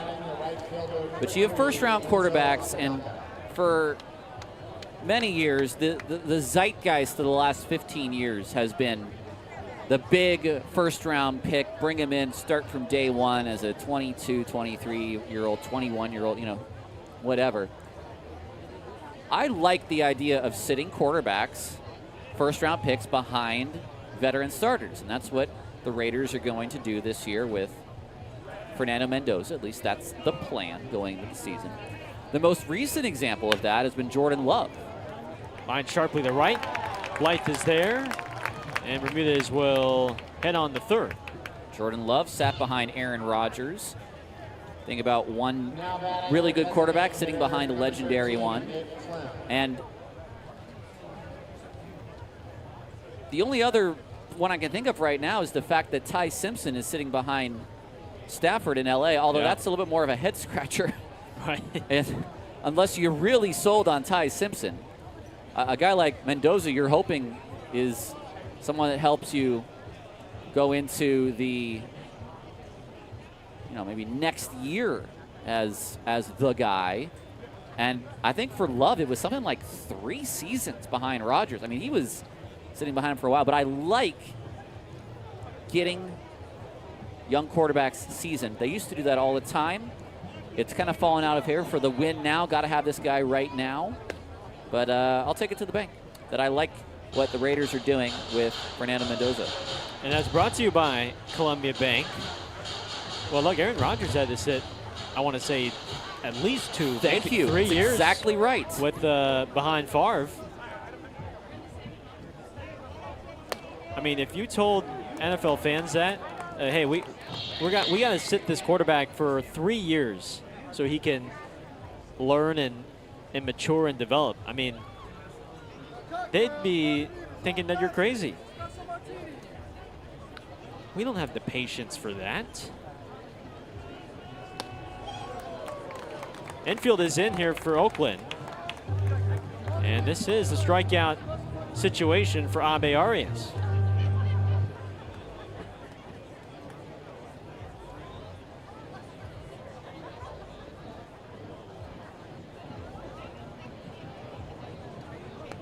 And he got him. Needed the strikeout, received the strikeouts on the slider. This is a guy with over 440 plate appearances here, Nick Klemp, one of the best hitters in the league. And Abe Arias went 88 and 79 on back-to-back pitches to get the strikeout. What a huge play, because now, look, you still got Kazuski. Paddlehead still can score, but you had to have the strikeout there, and Wren gets it, his second of the night. So infield can retreat. And here is Kazuski.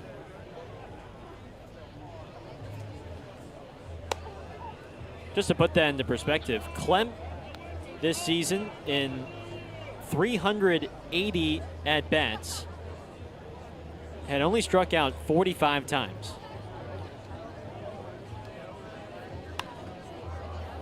A little worm burner to O'Sullivan. And Abe Arias gets out of it. Strands the leadoff double at third. And we're halfway home here in West Oakland. 2-0 Paddleheads on Ballers TV. At Pastime Tattoo in downtown San Leandro, we don't just tattoo people, we change lives. For instance, we have a client. His name's Chip. Before coming to Pastime Tattoo, his life was a mess. He was drinking too much, Life left him, he was hanging around the wrong crowd, getting in trouble with the law, but then he started coming to Pastime Tattoo. getting tattooed all the time. And now, well, I mean, he still has all those problems, but he looks a whole lot cooler by his team. You too can have your life changed for the better. Come to Pastime Tattoo, 1394 East 14th Street, downtown San Leandro. Open noon to 8 daily.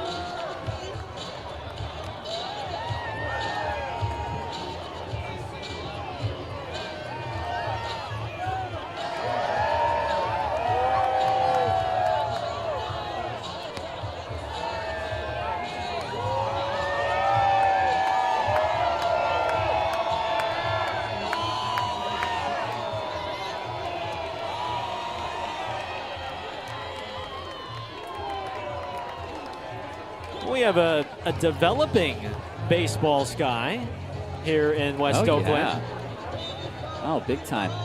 And I'll tell you what, we had some early overcast skies, and it's cleared up just a little bit. And it's certainly settling in. Well, we're going to miss this. After tonight, just 3 more games here at Raimondi. The Ballers will finish the season up in Marysville against the Yuba Southern Freebirds. And hopefully it won't be as burning hot as it was the past couple of times we were there. If you'd like, I can look on your 10-day.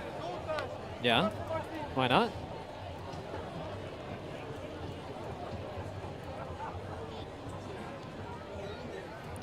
First game Tuesday. Can I guess? I think you'll be pleasantly surprised, but go ahead. 94. Unless this is a Marysville, California, somewhere else. A high of 78. Wow. 82, 84, 83, 82. Oh, wow. I will gladly take that. I have to call up Harrison and tell him to lock in those numbers. Yeah. It got brighter here. It's actually brighter in the ballpark the later it has gotten. It's crazy. Because I think when you and I both came to the ballpark, it was a pretty decent cloud cover during batting practice. And it's funny because east of the tunnel, it was pretty hot.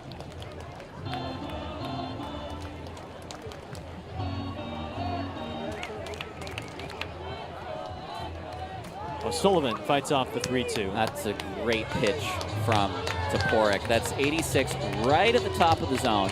It's a pitch that O'Sullivan has to go after. And if he's looking breaking ball, it's something he'll never catch up to. So far, 4 innings, just 2 hits and a walk allowed by the lefty Toporek.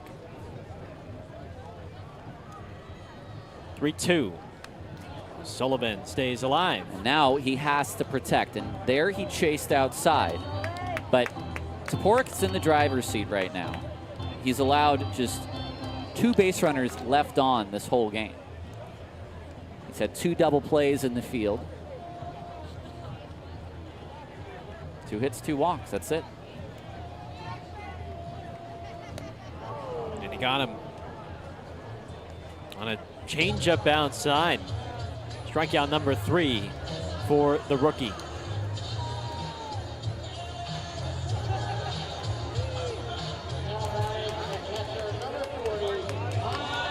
He pitched into the 6th against Long Beach.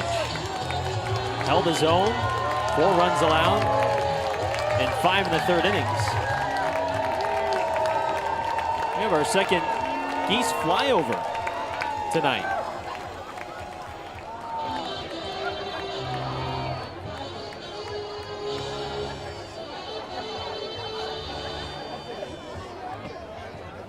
See if they are rally geese.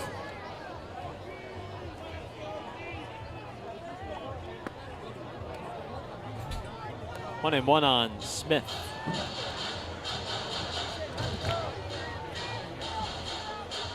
Who was behind the dish for the first time since last Thursday. And he rips this up the middle for a 1-out single.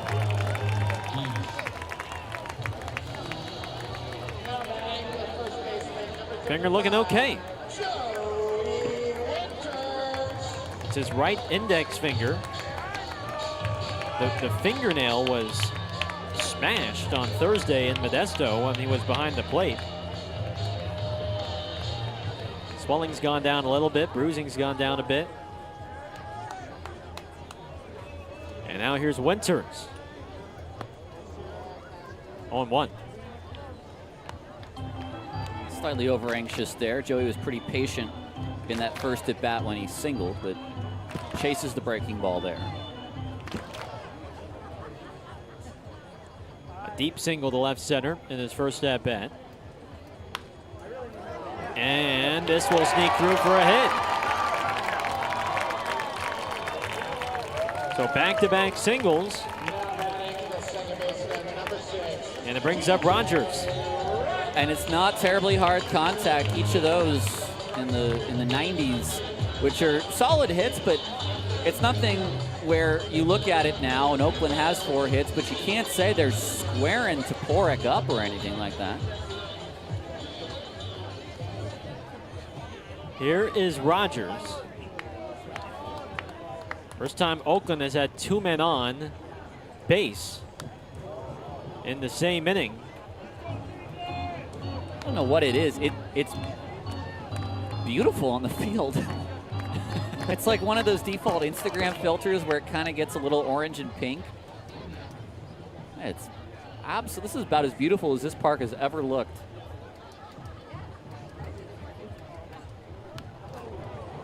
I mean, right field right now, I think I could look at right field for quite a while.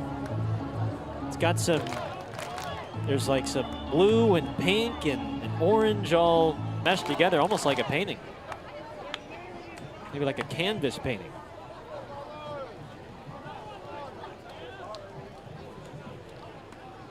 Left field, there's a little bit more purple to the sky.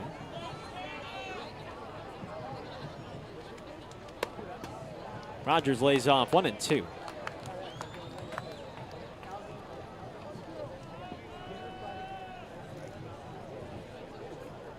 Plenty of tickets available for the final 3 home games beginning tomorrow through Sunday. Visit oaklandballers.com to purchase your tickets. Oh.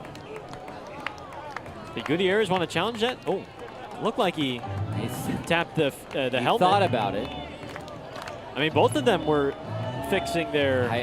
but that's just it. Uh-oh. Another squadron coming in. V formation.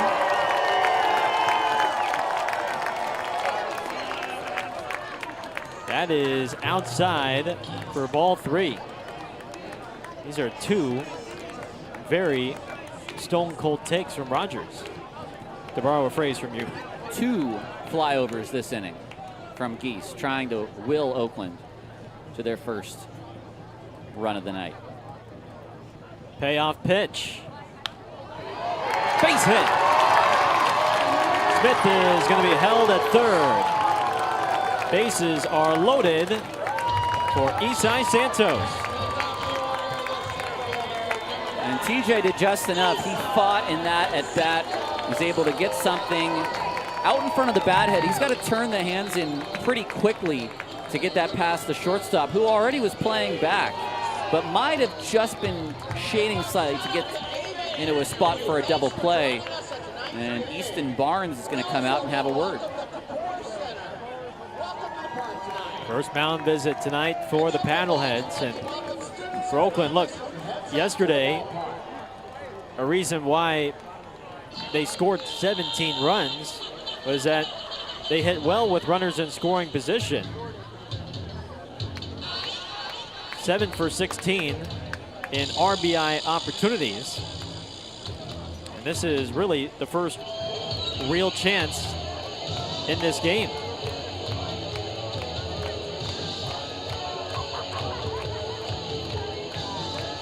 Did the damage early against Mason Martinez. And it's the first pressure check for Toporek. This is the first time more than 1 base runner has been on in this game. Here's Isai. A ball's and a strike.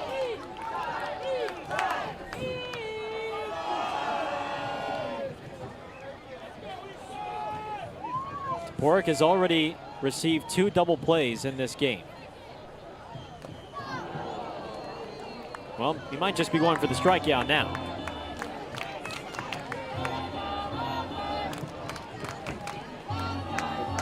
Santos has drawn a walk and he is bounced down to first.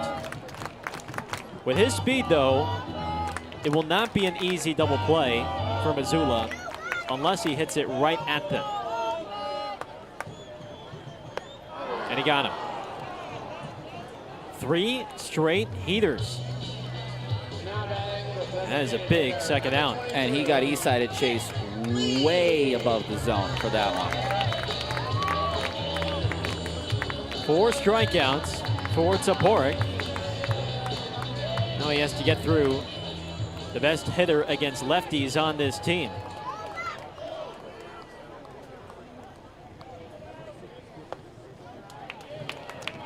Ball 1. I love that pitch from Toporek because you just saw 3 fastballs to Eastside coming right at him, bases loaded, 1 out. And then how does he start Leahy? Change up below the zone. Foul back. Do you think Leahy is not trying to drive in multiple runners and give Oakland the lead? No, he's thinking about putting one on the warehouse again. He's done it in 4 straight games.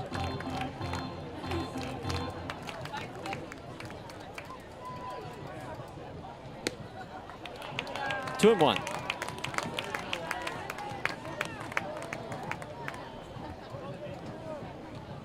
Coming into the ball game, batting .383 against lefties.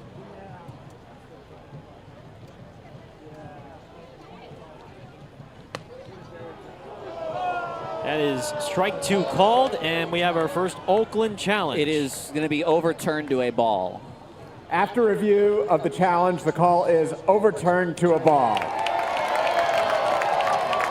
Boy, I tell you what, it is overturned to a ball, but Toporek did not miss by a whole lot.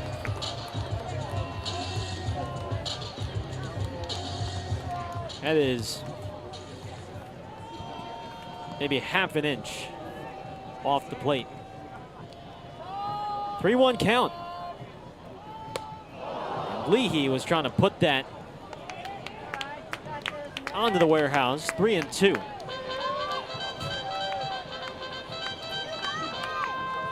Runners will be on the move.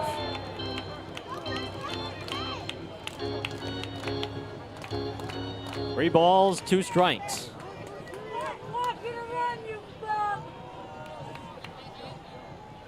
And he got him. Toporek with 2 big strikeouts with the bases loaded. He strikes out the side here in the 5th. And Oakland strands him loaded. 6th inning coming up. 2-0, Paddleheads.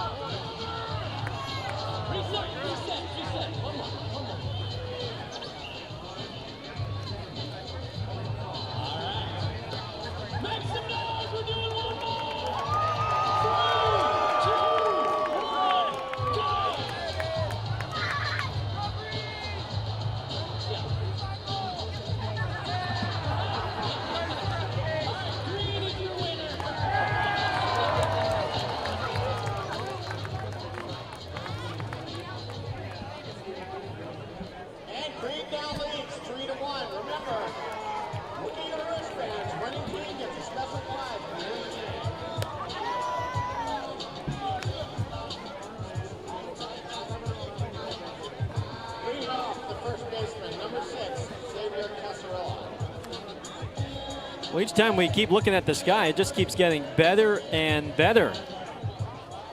A gorgeous sunset here in West Oakland. As Renabe Arias returns to the mound. They face Casarilla, Sermonelli, and Andy Arena. Paddleheads ahead by 2.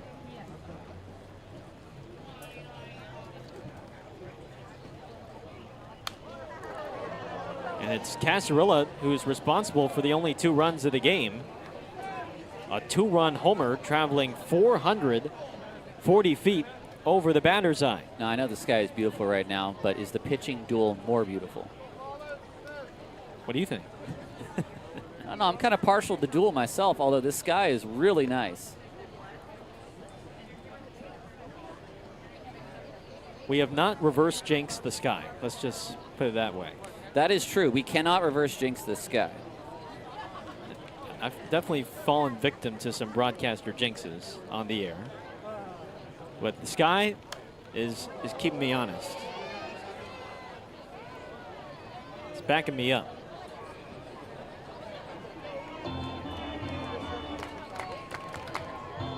Just 65 pitches so far for Abe Arias. We've seen him go as deep as over 120 pitches. That was when he faced Oakland in his final start as a mobile. Look at that 70-mile-an-hour curveball for his third strikeout.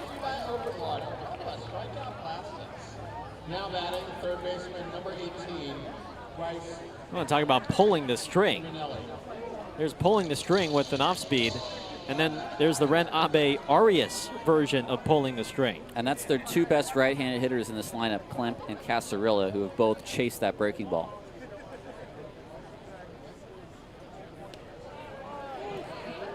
.68 on that curve. And this is the third time through the lineup now.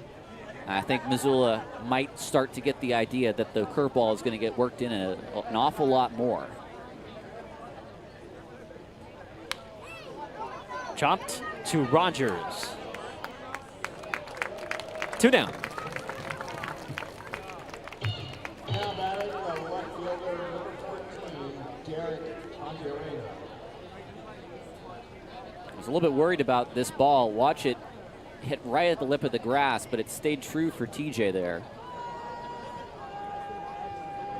And we'll say the same thing. We've been saying it for Toporek, but not a lot of hard contact against Abe Arias. The huge home run, obviously, the biggest difference in this game. Foul tip into the glove of Smith for strike 1.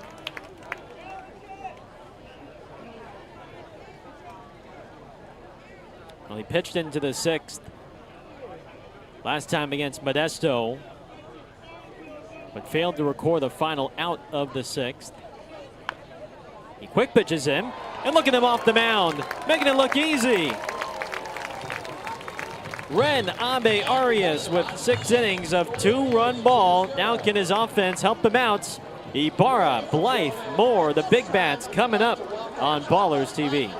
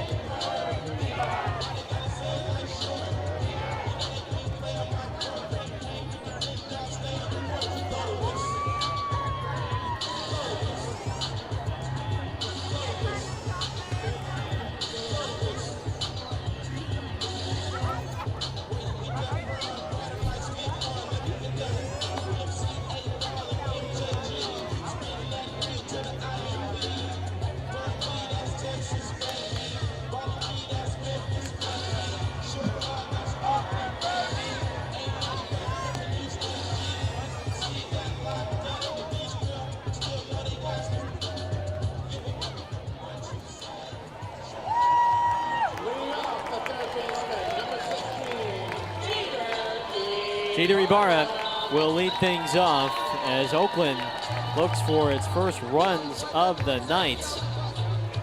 They have been shut down up to this point by the lefty Jake Toporek.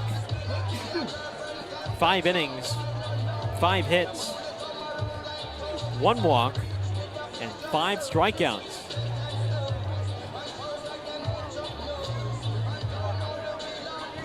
We'll face Ibarra, Blythe, and Moore. A lefty, righty, and a lefty for Oakland.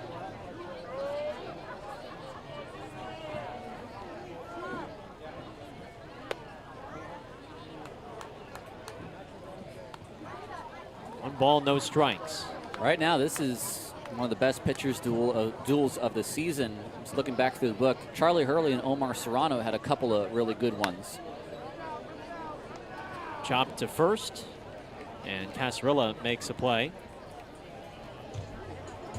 Now batting right fielder, number 27, Noah Blythe.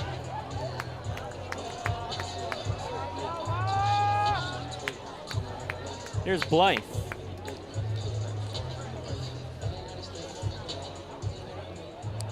I believe Renabe Arias, when he was a member of Red Pocket, he and C.J. Blowers had a pretty good pitcher's duel too. That was the first time around, yes. Back in May, and back when Blowers was a member of Oakland. I think that we called that at the time the first good start of the year. Yeah. I believe. And it took us some time before getting there. With the 100-year wins that we had, not just here but across the country, and boy did it make left field play small.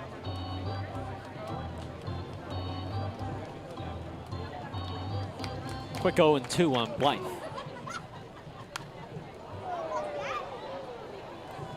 Toporek, too, has a really good pace to him. And when you're the one setting the pace, you're usually going to be the one driving the ball game. Rounded hard to good. 2 away. And look, it might be a fastball in the mid-80s. We've seen it top bound around 87, but when he's combining all the off-speed, it's been sneaking up on these Oakland hitters with that high fastball, which he used quite frequently in that 5th to strike out the side and escape a bases loaded jam.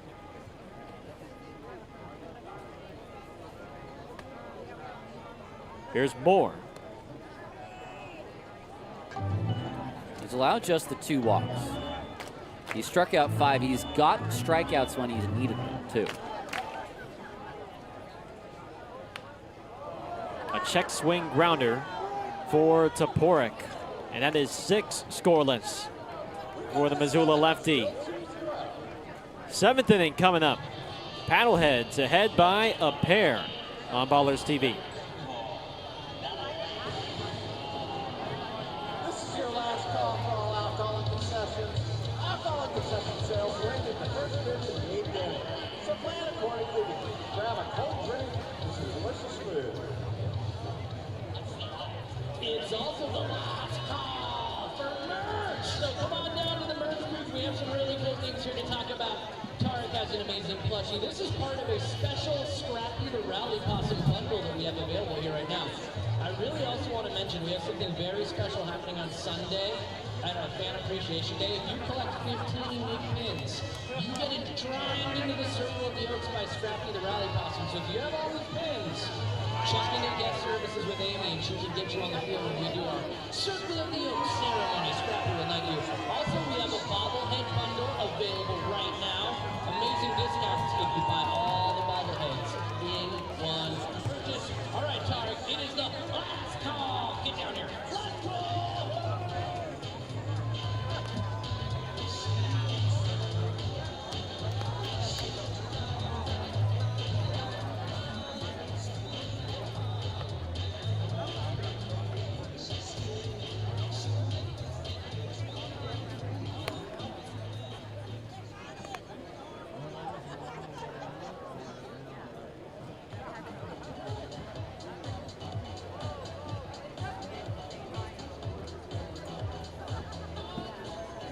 Tonight's attendance, 2,852. The Ballers, thank you.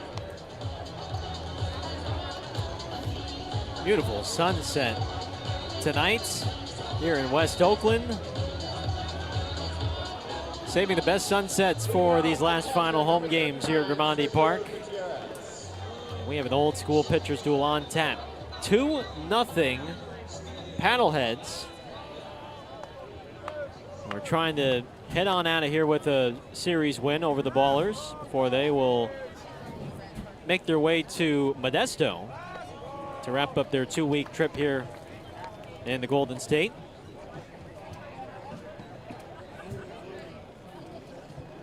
Gutierrez, Good, Bermudez. Bottom of the lineup against Abe Arias.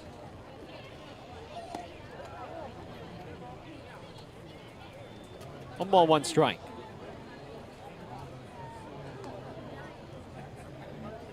Just 72 pitches. 50 of them have been strikes.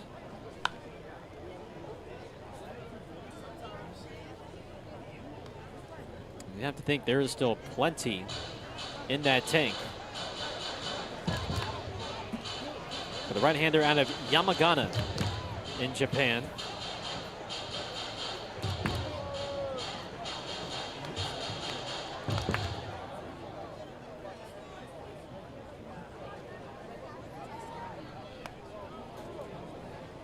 A little bit high and away, 2-2.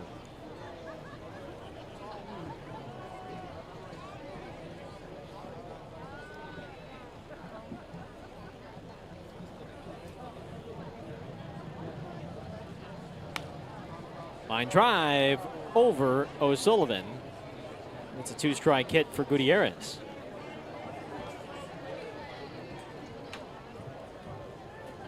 Now batting the shortstop, number 7, Elliott Good. Here is Good.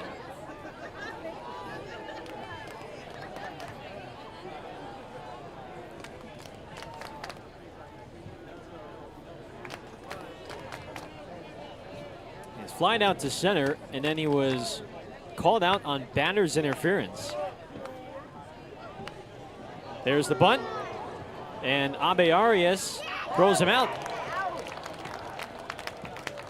Connor Smith initially wanted him to stay away, but I think Abe Arias was just quicker to the baseball and beat him there.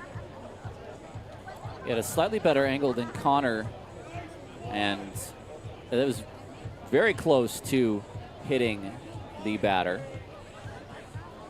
And you could see that bunt coming from a mile away.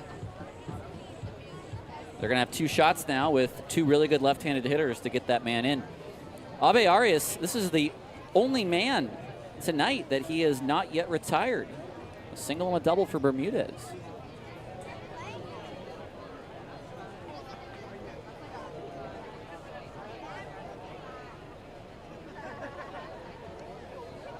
Apodaca waiting on deck, which would then be the 4th time against the lineup. Ballers have both challenges left. Paddleheads have 1.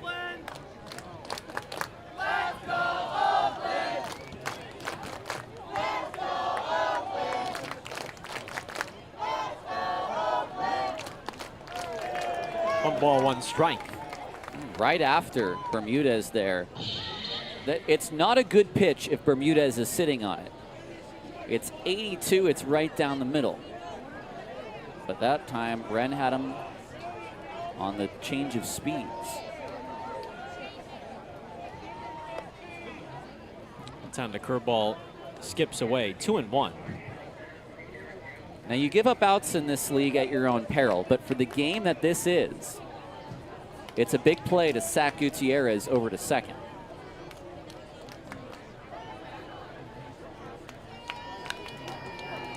Popped him up, and O'Sullivan makes the grab. Boy, what a great pitch by Abe Arias in on his hands. Yeah, that's a ball that's 2 balls inside on Bermudez, and it just has enough movement from Arias that it forces the swing of Bermudez, and it's a pitch that he's just not going to get to. He's gone to that slider. He's gone to that cutter. More curveballs in the past couple of at-bats That got a piece of Apodaca. We could hear it. It just clipped him. And now here comes Clem.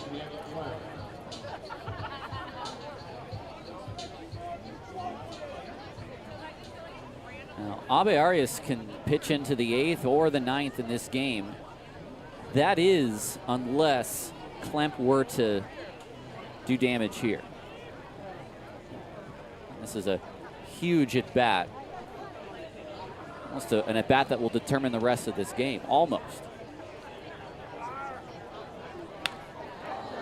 Left center field. Santos is there. Renabe Arias, 7 strong.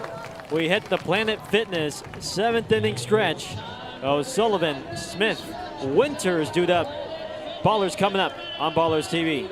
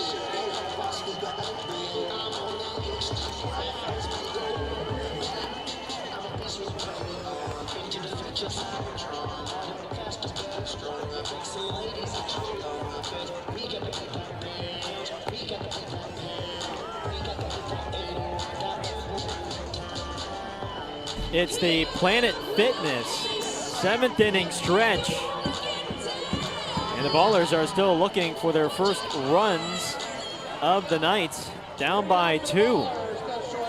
Renabe Arias, I mean, you could not have asked for much more. 7 innings, 6 hits, 2 runs, 1 walk, 3 strikeouts.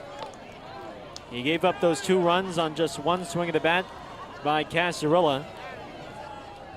His offense has been held in check by this man here, Jacob Toporek.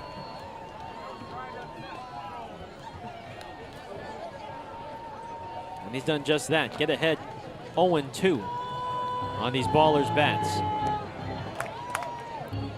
It's O'Sullivan, Smith, and then Winters, 6, 7, 8. Dude up for Oakland. Has 5 hits on the night, and he has allowed just 2 walks. Out of play.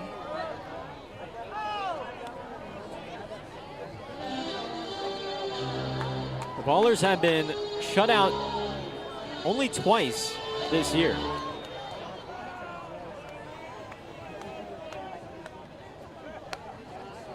They have not shut out an opponent this season. And for whatever reason, against lefties, in 15 starts, 15 games against lefties, they're 4-11.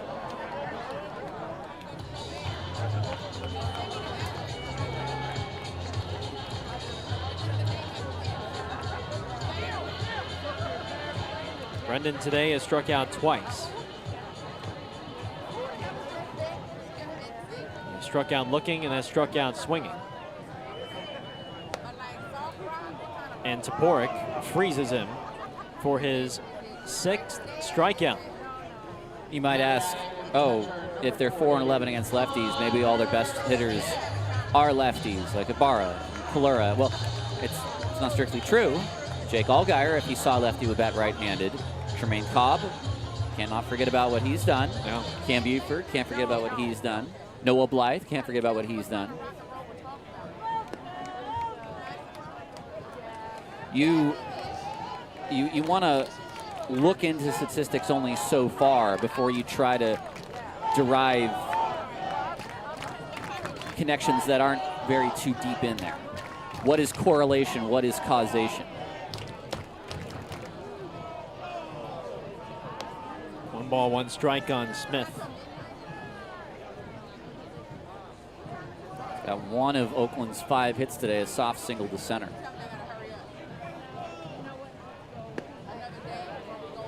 It's a good spot. They just missed.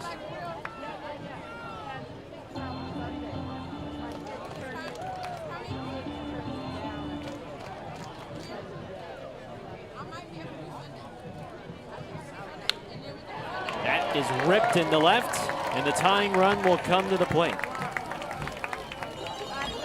That's 101 pitches now for Toporek. They're bringing up a guy that has 2 hits against him in tonight's ball game, but do they go to someone in the bullpen, left on left? I don't know that that's necessarily in the cards right now.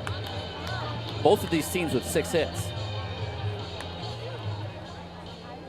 Well, if he can get through 7, it would officially be his longest start as a professional. He's currently matched that with 6 1/3 innings.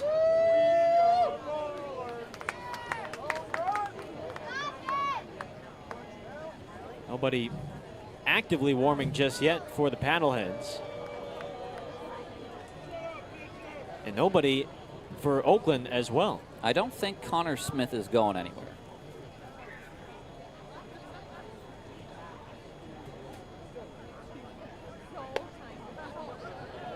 Winters takes high. He's tall, but he's not that tall. He's 6'6", but that's not a strike.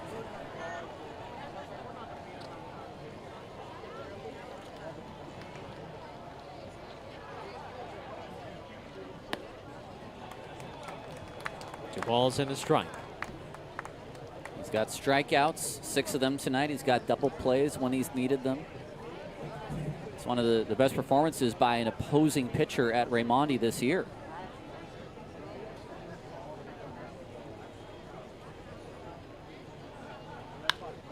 Rolls this into right. A base hit. Smith is on the move, and he is in there. First and third, 1 down for Rogers. A big old slip and slide at third as well for Connor Smith, and I wonder if he just tore open that finger again.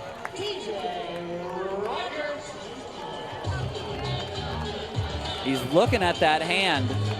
I wonder if he just didn't open up something on that fingernail and whether or not he's going to have that bandage. It looks all right. How about the bottom of the lineup today? They have collected 6 of the 7 hits. Smith with 2, Winters with 3, Rogers with 1. Michael Schlacht is making a pitching change. A great start from Toporek, no question. But the tying runs are on first and third for Rogers when we come back.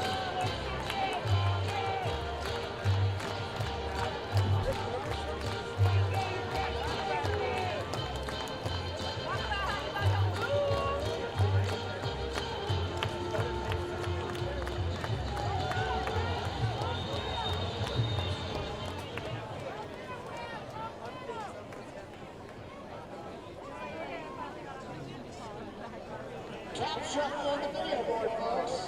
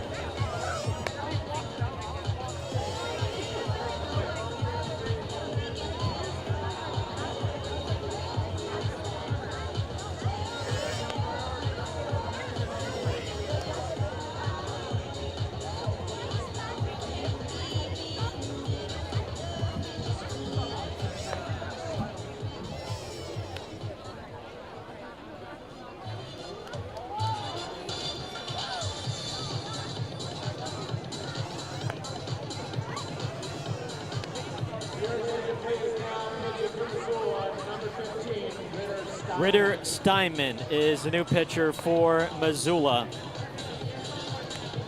What a start for Jacob Toporek, the rookie left-hander out of Tulane. Either way, how it ends, it's a quality start. 6 in the third inning, 7 hits, no runs, 2 walks, 6 strikeouts. Responsible for the men at first and third, and with Steinman now on the mound, Aaron Miles is dipping to his bench, and Logan Johnstone will now bat for TJ Rogers. And he will stay into the ballgame the rest of the way. You may see Isai now shift to second for the remainder of this game.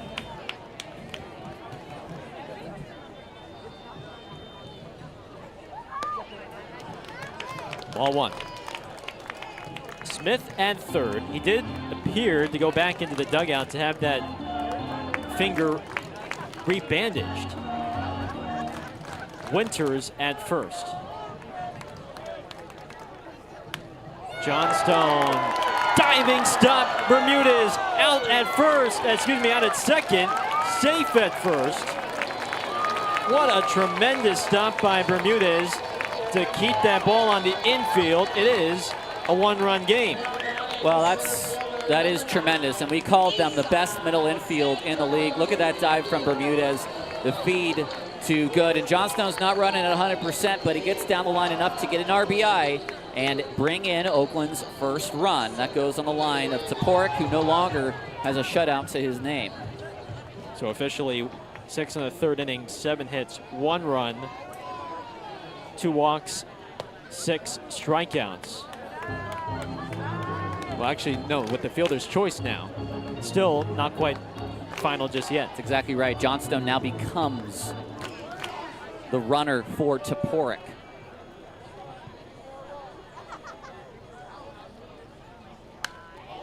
East side to left center.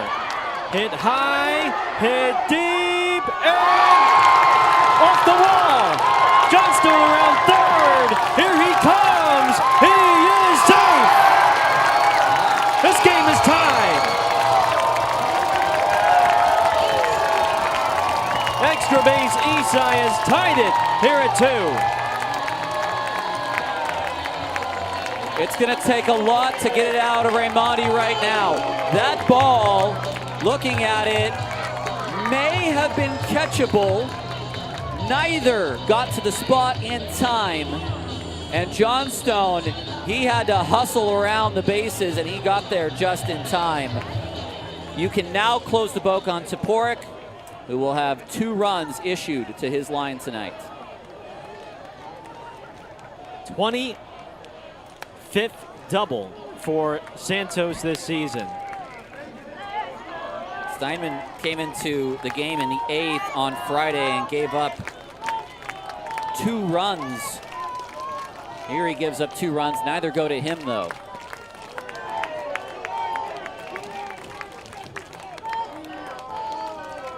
Leahy had the best opportunity of anyone tonight to give Oakland the lead. That came back in the 5th inning. And now, another chance. Not to do it against the righty in Steinman. Way outside, 2-1. Oh, Gutierrez, that's a great save on the backhand. When he's turned, by the time it makes contact with the glove, I don't think he's actually looking at his glove or the baseball. No. That's why he's been coming into the games late for defense. He's come in twice already in the series. Today starting for the first time.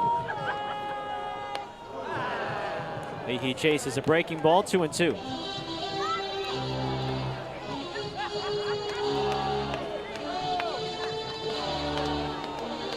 Two runs on 3 hits here in this 7th.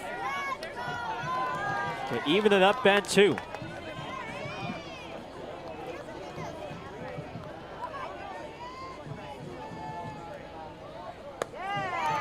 Easy take, full count.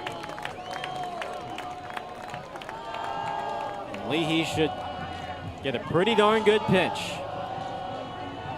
With Ibarra on deck.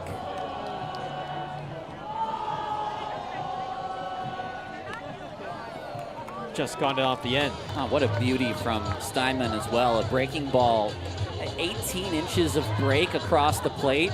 It probably started off at Leahy's hip and ended up a ball off the plate, and Leahy's still able to get a piece of it.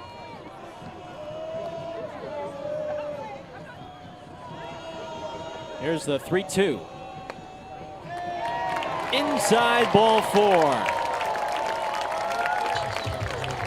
Not a bad pitch, but a better eye.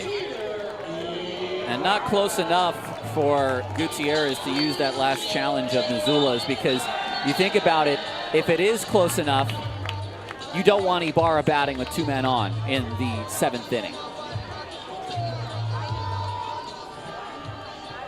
Ibarra 1 for 3 tonight. The 4th inning single.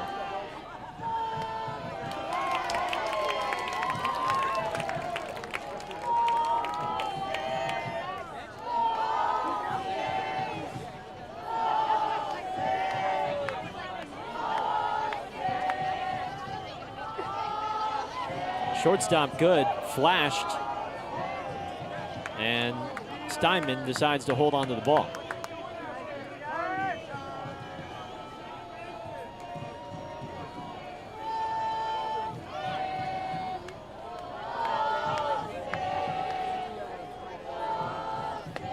Swing and a miss. Snap, throw to first. They have Leahy hung up.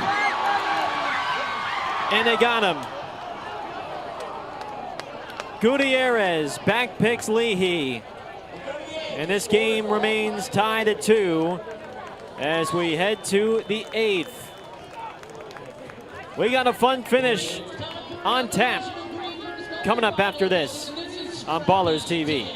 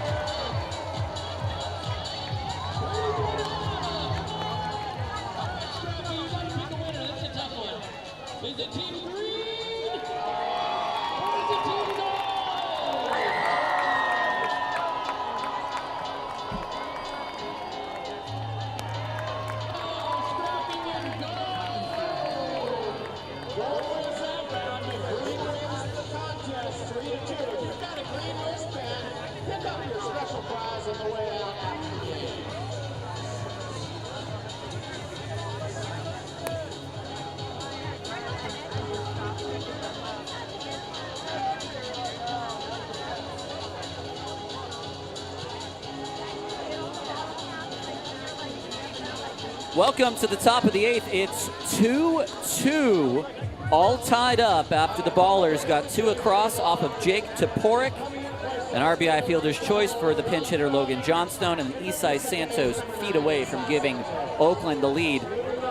The new catcher is Jaden Kalura, who replaces Smith, who had that finger taped. He is now catching and batting 7th. The new center fielder is Logan Johnstone. The new second baseman is Isai Santos. The heart of the order, Kazuski, Casarilla, and Sermonelli to face Wren, Abe, Arias, and the first pitch is ball 1. Hello to all of our viewers. Hello to Aubrey Tolliver, who is joining us after the Niners finish off a preseason victory over the Raiders down in Vegas. It's 2-0. Abe Arias, I beg your pardon, at 84 pitches through his 7 innings of work. And now needs to come in Kazuski on 2-0. He does. There's the strike. A single for Kazuski in the first. A ground out in the third. A ground out in the fifth.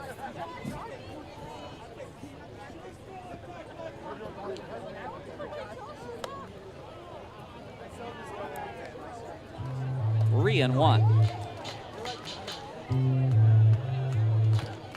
Two challenges left for Oakland. One left for Missoula.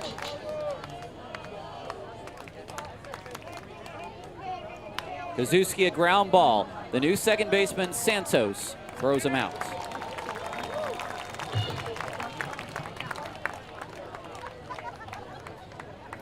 Now batting first baseman, number 6, Xavier Casarilla. Xavier Casarilla has the big shot from Missoula tonight. It was a 2-run home run in the first. It was 400 and, was it 40 feet, 430 feet? 439. 439 and 6 inches. He swings and misses through a fastball right on the inside corner. Even in the Kazuski at bat, Wren was living on the gray areas of the zone, and he starts it off with a nice pitch there. Toward right center field, hit very well. It is caught by Blythe. Boy, Casarilla has put a charge into a couple tonight. That one stays in the yard. It is too late into the night as this Marine Air bats it down for the second out. I mean, you hold your breath whenever he lifts one into the air, right? With his power. Well, what Renabe Arias has done, nothing short of impressive. Not out of the woods just yet. But he is doing what Aaron Miles and this whole coaching staff had envisioned for him when they brought him in.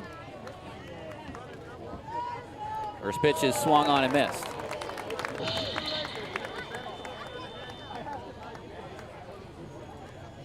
For Oakland, it'll be Ibarra, Blythe, and Moore in the eighth. 1-1.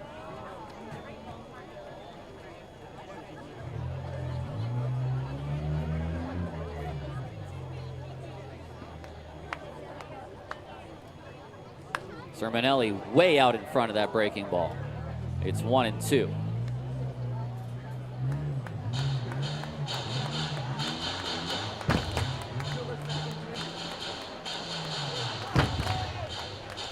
A strike away from completing 8. His next pitch will be his 93rd. Here it comes. Foul.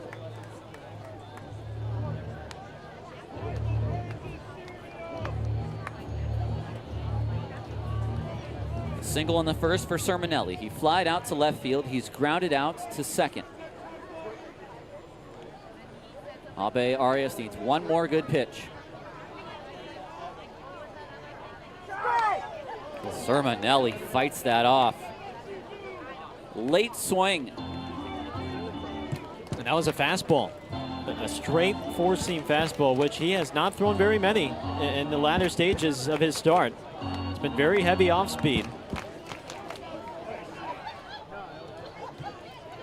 A breaking ball on one hop. It's speared by O'Sullivan, and his throw is in time. Ren Abe Arias, 8 strong innings. We head to the bottom of the 8th, a 2-2 ball game.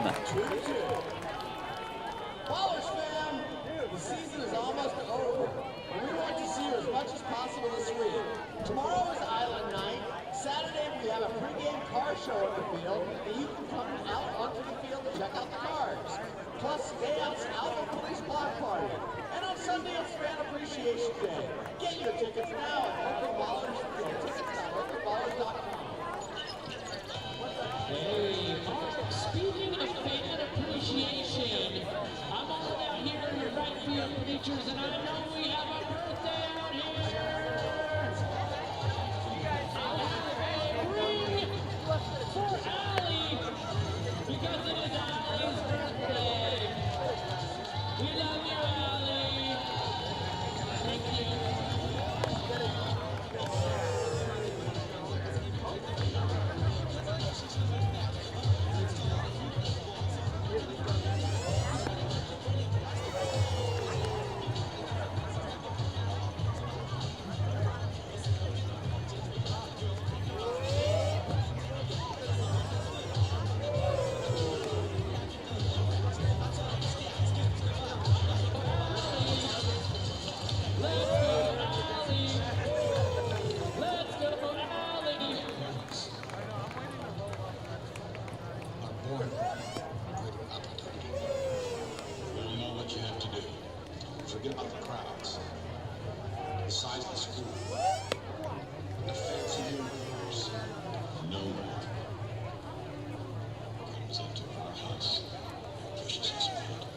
Welcome to the bottom of the 8th. It's Jeter Ibarra standing in, followed by Tristan Moore, followed, or rather by Noah Blythe, then Tristan Moore, as Ibarra has a new at-bat now against Ritter Steinman.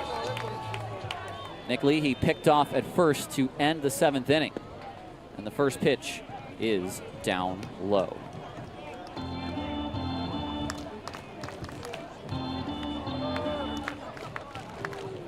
One for 3 is Ibarra with a single up the middle.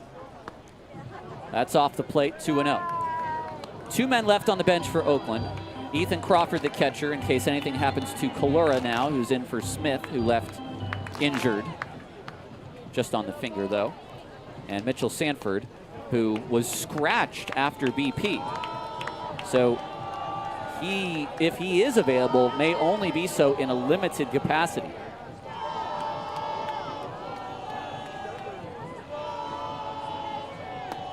3-0 is a strike, right down the heart of the plate at 90. Steinman has thrown 2/3 of an inning so far. Allowed both inherited runners to score. High drive, left field. Back is the left fielder, and he makes the catch in front of the wall. And we remain tied. Andy Arena went back, trying to track it. He just got underneath that. 42 degrees up in the air, and not quite good enough by Ibarra. Here is Blythe. Oh, we've seen some fun baseball these last 2 weeks. Blythe fouls it back. I mean, what, any other part of the day? I mean, that has to be outs. I mean, Ibarra had the body language of someone that felt like he hit it out. His whole crowd thought it was going to go outs.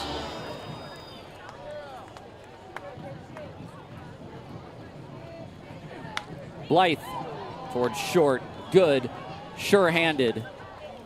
2 outs. I mean, we're conditioned, I suppose, at this point to seeing an Ibarra ball go up in the air toward left field. The left fielder goes back to the track. It's not very often he makes the catch. No, not at all. His backside power has been consistent all season long, but that might be the one time where he truly came up short. Here is Tristan Moore with 2 outs. One more power lefty, but it will not be Steinman. Michael Schlack, is he going to his left-handed closer, Taubensee? A shot across the bow from the Ibarra fly out to the track. He will not allow that to happen on his watch with another power lefty coming to the plate. He goes to his closer, Taubensee, to keep this game tied into the 9th. We'll take a break. 2 outs in the 8th. Base is empty, tied at 2.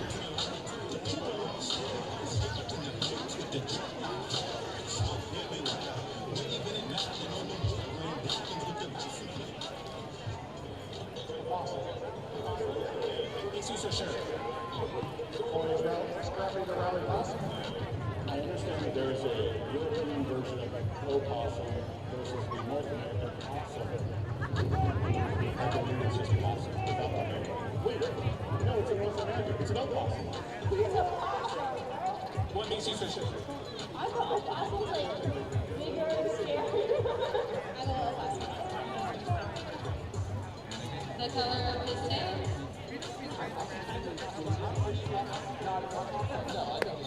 And I like the alliteration of it. Possum, opossum, my possum. Opossum, your possum. Possum. Scrappy is he's a possum. He's like less trashy. It's just a possum. Today is a possum. Opossum. He is an opossum. I like that way it's just a possum. But I can't confirm or deny. Oh, Nico, what do you think? Is Scrappy a possum or an opossum? What's that? Scrappy is poopy.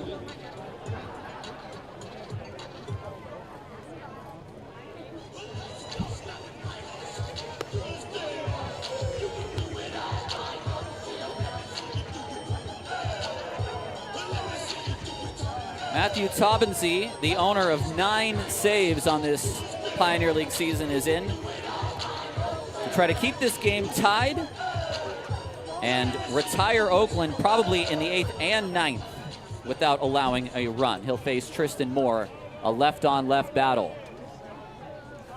Moore takes a fastball high. 1-0. Taubensee, a 3.14 ERA in 40 appearances. He struck out 75 in 43 innings. My word. It's 1-1. Oakland has 2 challenges left with the bases empty. Maybe not a time for Moore to use one. Breaking ball there for strike 2. I mean, it's a hard fastball, and it is a wipeout slider. Really tough for lefties to face him. A 1-2 is hit to left field. That's high and deep. Will this one go? It will for Moore, who gives Oakland the lead.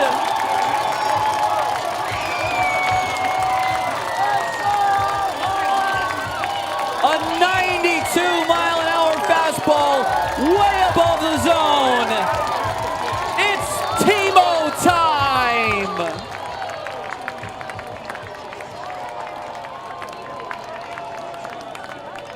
Well, he's tough on lefties, Taubensee, but not tough enough for Timo. High heat, way up in the zone, and he just gets there faster.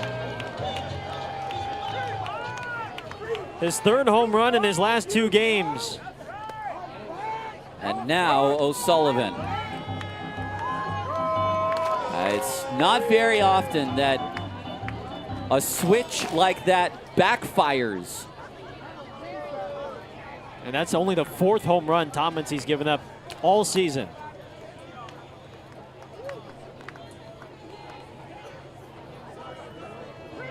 The 9th hit for Oakland. Well, now the question is, does Abe Arias try and finish it? Is this playable? The answer is no. It's the 172nd Oakland home run this year on our Sonic Internet home run tracker. And I don't see anyone really warming up in right field. Well, Wren has twice come out for the 9th this year. And in those 2 opportunities, he was not able to finish the game or get a win. He's going to have what looks like a 3rd chance. A couple ballers are stretching, but no one actively throwing pitches. Moore, you want to think about the strength that he just showed on that home run. Taubensee, right where he wants him, throws his pitch. It might even be a little bit higher than Taubensee wants. More out of the zone, more of a chase for Tristan. I mean, that's a tip of the cap.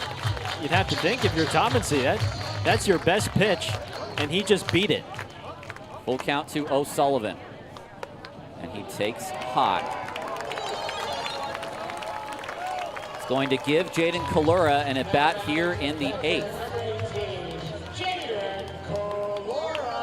Kalura entered this game for Smith in the last inning after Connor, I think, reopened the broken nail on the slide to 3rd base.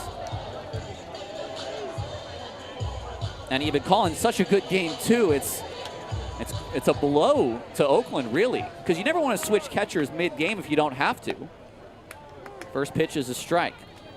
Now, there's a case to be made to try to get O'Sullivan to 2nd here, if he can try to figure out Taubensee on the mound. Kalura down 0-2.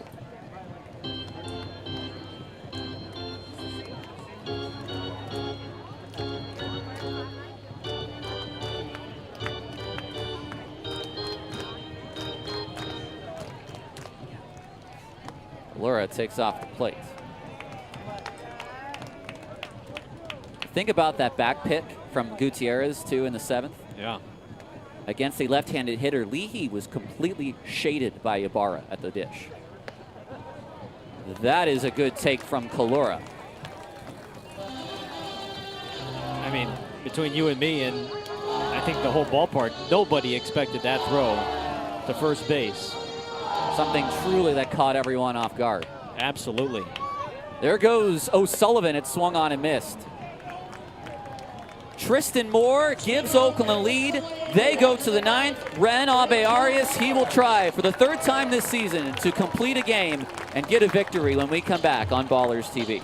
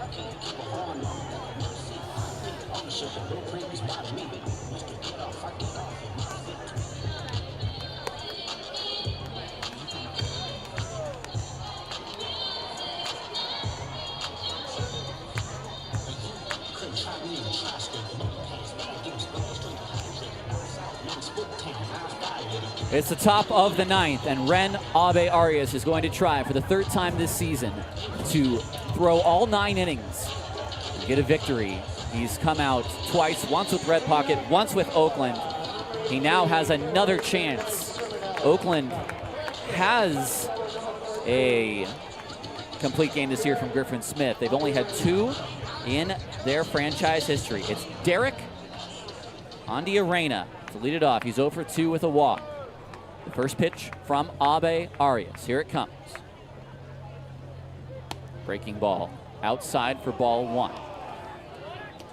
Kalura may use those challenges liberally if he likes the location.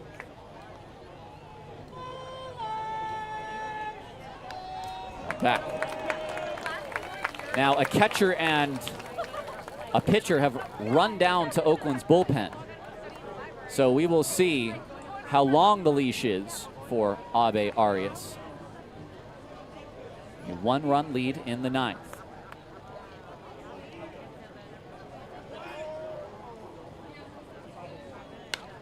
To center.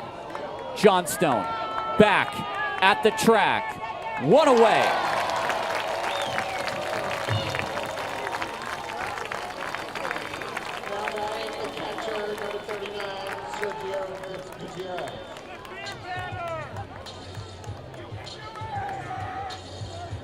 Breaking ball, middle of the plate.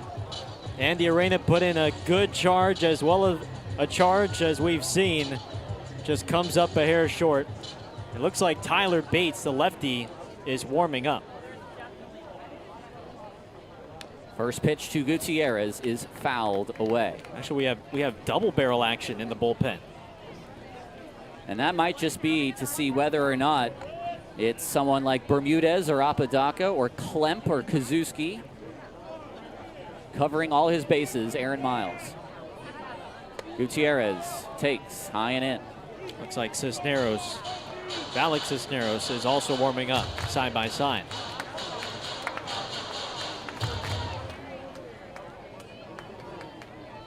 The 1-1, Gutierrez takes high.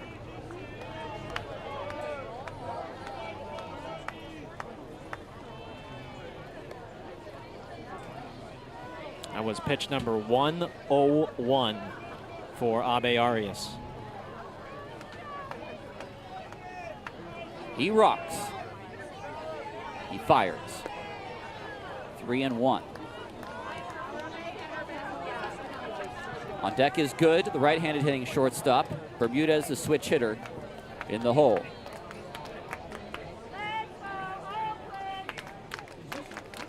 Three-run is cranked down the right field line. Gone.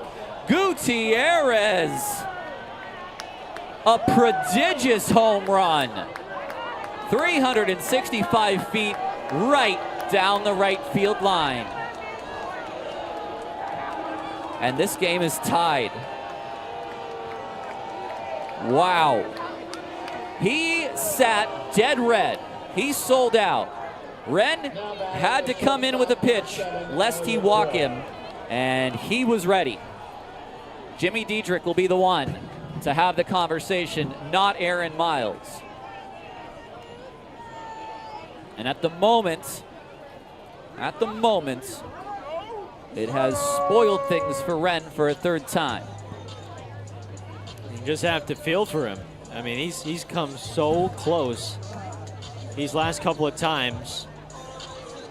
And it's interesting that it's Jimmy making the visit here. He's not done just yet. He still can get the complete game, but it'll involve Good not reaching base. Because if Good gets on, Aaron Miles, as much as he wants to get Ren a complete game, wants to get the win more. The rubber match of the series tied in the 9th. Looks like we're gonna have a pinch hitter here. We certainly will. Talking Yukimoto Vargas ball, it is Tai Yukimoto. He'll hit for Elliott Good.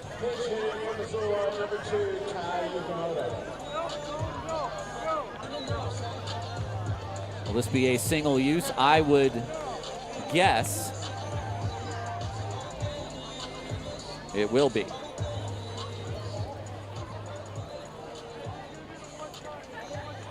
So a man who knows well how to get on base. Yukimoto versus Abe Arias. First pitch breaking ball is too low. 3 runs, 7 hits, no errors for Missoula. 3 runs, 9 hits, no errors for Oakland. Yukimoto underneath it, but boy, did he have a big swing. Blythe is coming in. Does he see the baseball? He puts it away for the second out. Oh, Yukimoto, he got underneath it, sent it up in the air, 51 degrees. I mean, that is quite an exit angle from the plate. And for now, Abe Arias will still have a chance at a complete game.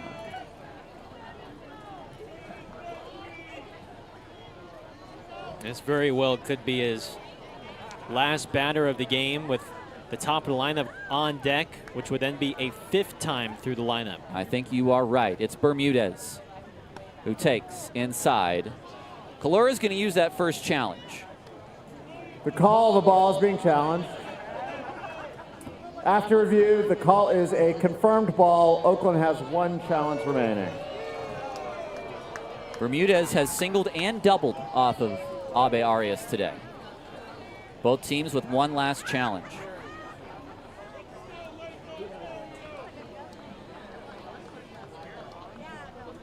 If I'm Jaden Kalura, I would not hesitate to use that second one too. There is a strike. 8 2/3. As quality a start we've seen this year.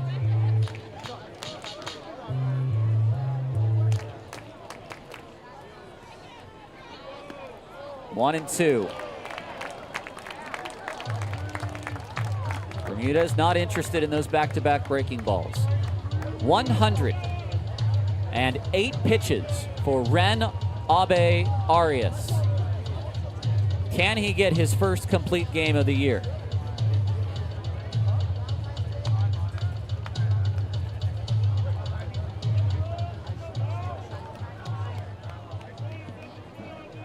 The 1-2. Here it comes. Gone! got him swinging. A third chance this year for Ren Abe-Arias to get a complete game. He finishes 9 innings, becoming the third baller all time to complete 9. Can his team get him a win? 3-3 as we head to the bottom of the 9th on Ballers TV.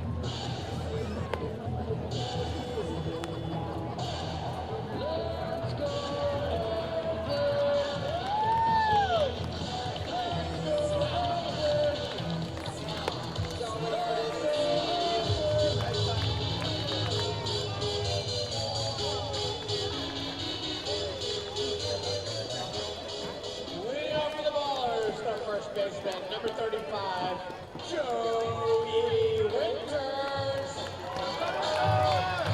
9 innings, 7 hits, 3 runs, 1 walk, and 4 strikeouts for Ren Abe-Arias. Can he get a win tonight? Tied at 3 in the bottom of the 9th. Joey Winters to lead it off against Matthew Taubensee. Winters, Johnstone, and Santos. 3 lefties against the lefty closer.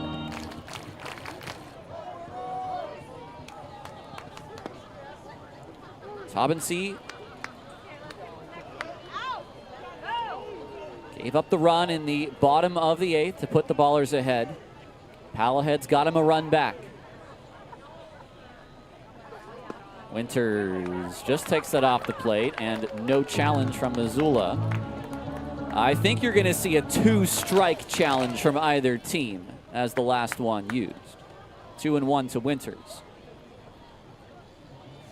He swings, hits one down the right field line, but too far out in front of it as it falls short of the wall and to the right side of that foul line. Elliott good back in the game, by the way, at shortstop. Single use for Yukamoto. I don't know how hard Gutierrez must have hit that baseball to get it that far down the right field line at this time of night.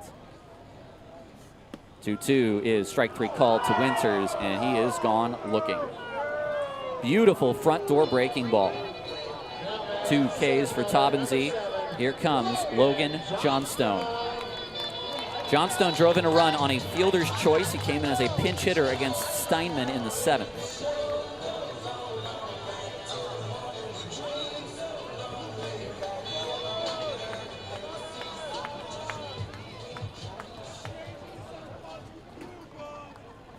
Johnstone fouls it back. Nice swing there against the fastball at 91.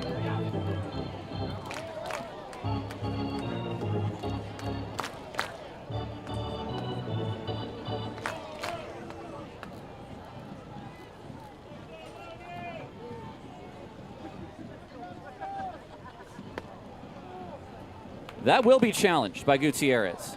Strike, the call of ball is being challenged. After review of the challenge, the call is overturned to a strike. Missoula has 1 challenge remaining. What? Oh, Aaron thinks that they have no challenges left. No, it's 1 left, yes. Yeah, everybody's got it right, yes. Oh, do you want us to say it again? The call of the ball was challenged The call is overturned to a strike. Missoula has one challenge remaining. Okay.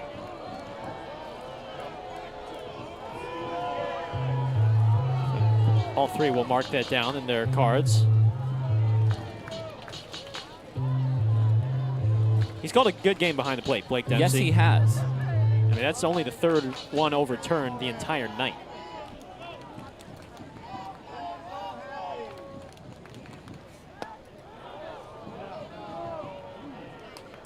No swing from Johnstone. Close pitch, and it might have been in that 50-50 zone. It's a no from Tony Prater down at third.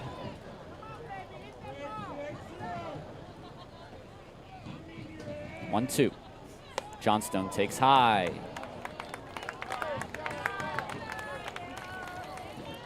Tomincy is such an imposing figure on the mound. 6'4", 240 pounds, and he really gets downhill out there on the mound. Johnstone takes that in the dirt. He scored the tying run in the 7th inning, Logan Johnstone, on a double by Isai Santos.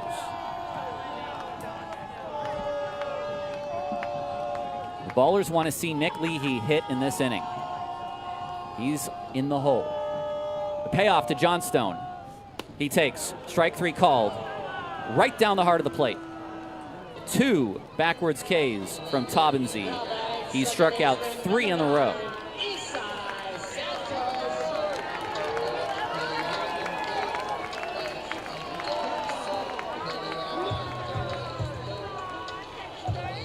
Two outs. Santos trying to win or extend this game. He swings, hits this ball to left field. It's right at the left fielder. We are going to a knockout round. What a game we've had for you tonight. We cannot settle it in our regular 9 innings. It will go to the knockout round coming up on Ballers TV.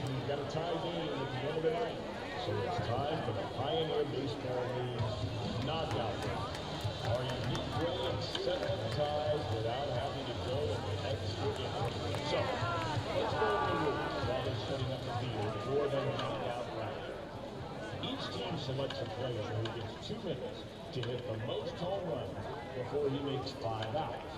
An out is every pitch swung at that's not a home run. The visiting team hitter goes first, and then the home team hitter takes his hat. If there's no winner after the first round, we'll replace the hitters and have a second knockout round. And we'll keep right on going until there's a winner. So let's sit back and get ready. The PBL knockout round, the coolest way to settle a tie in all of baseball. All right, fans, you have a special treat about to happen right now. This is the knockout round. We're going to need you to make a lot of noise when it's our turn to hit. But the way this works is each team picks their best hitter. 2 minutes or 5 outs, whichever comes first, and they're done. And it's going to be head-to-head, a home run derby to win the game. We don't do extra innings in Oakland. We want to send you home with some action. A home run derby to decide it. Missoula will be up first with their choice of a batter. Again, they'll get 2 minutes or 5 outs, and then your Oakland Ballers. An amazing, amazing game. An unbelievable start from Ren Abe Arias. He will not get the victory today. There will be no pitcher that gets the victory today. It is a knockout round. Tyler and Gareth with you. This series, head-to-head for the year, and their franchise history is decided tonight between Missoula and Oakland. How about that? Anthony, Laura, making sure that everything's good. Tony Prater to oversee the measurements. It looks like Noah Blythe will be the man for the job for Oakland. Let's see. Paddleheads will go first. That's David Peterson. Looks like he will do the throwing. Who do we got here? Is that Klemp? I think that is Clem. Oh, Nick Leahy is going to grab the bat. Well, he hasn't homered tonight, but he's homered in 4 straight games in which he's played. Well, Connor Smith did it last, but with the broken fingernail, they have to turn to Leahy for the first time this season. It's been a knockout round by committee ever since Tremaine Cobb went down and Cam Buford went down. Some warm-up pitches for David Peterson.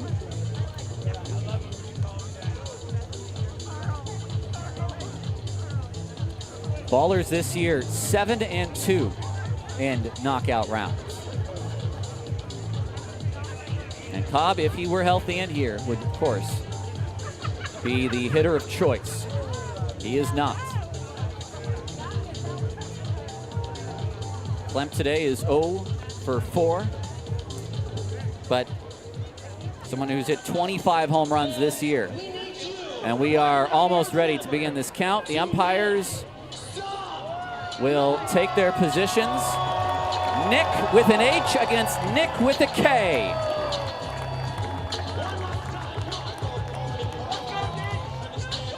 Will be signaled in. The 2 minutes will begin.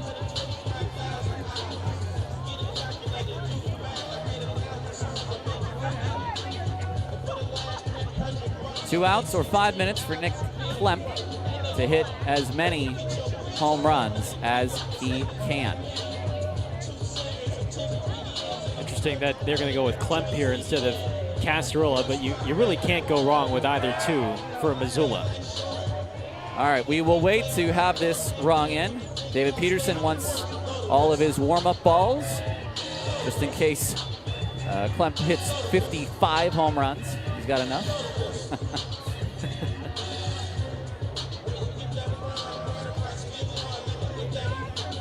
What a game we've been treated to today. Man. Just a terrific pitching duel between Abe Arias for Oakland, Toporek for Missoula.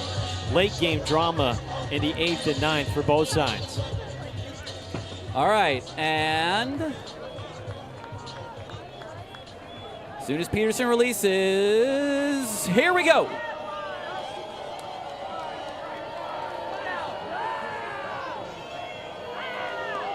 Inside. Klemp stands out of the way. 10 seconds gone. High and deep. And that is a long home run for the first.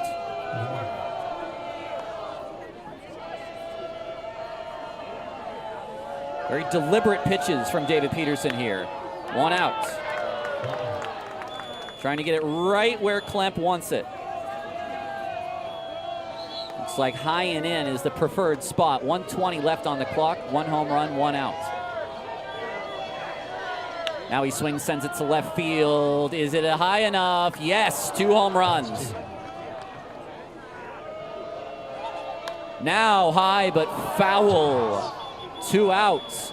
1:02 left on the clock. Klemp pops this up in the air. This should be a 3rd out as it comes down in shallow left field. This one is high and deep, and that one will go for a 3rd. 3 home runs, 3 outs. 45 seconds remain. Klemp, a high drive to left field. That is going to be a 4th home run. 4 for Nick Klemp. And now a ball into left field. It's high and deep. Does it have enough? The answer is no. And now a ball into left field, high and deep. Which is it? 5th home run or 5th out? It is a 5th out. That is a good performance from Nick Klemp, and that's going to give him a good chance. Well, Nick Leahy knows exactly what he must do. 4 to tie, 5 to win.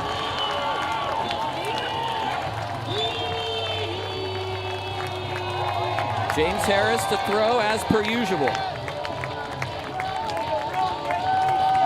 Harris will take his warm-up tosses.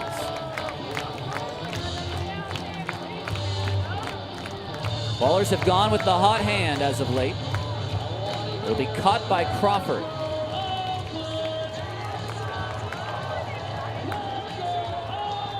They're looking for Leahy to turn on these pitches to left field.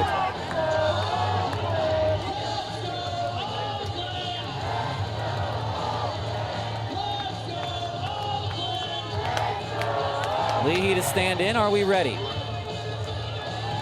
Here we go. The time will start now.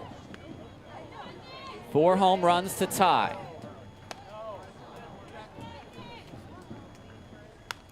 Ground ball for out 1.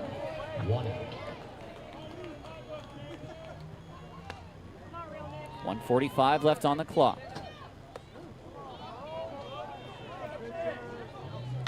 High and deep down the left field line. That is 1 home run. 1:30 left on the clock.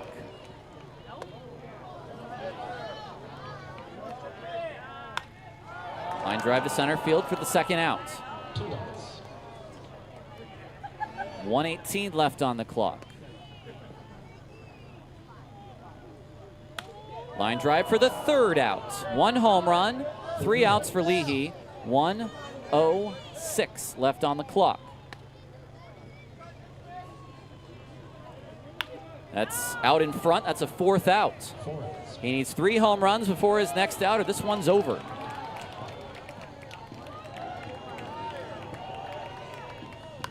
And it's popped up. That's a 5th out, and this one is over. The Paddleheads win it 4-1 in the knockout round.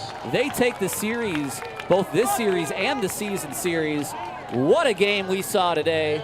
We'll take a break. We'll come back on Ballers TV.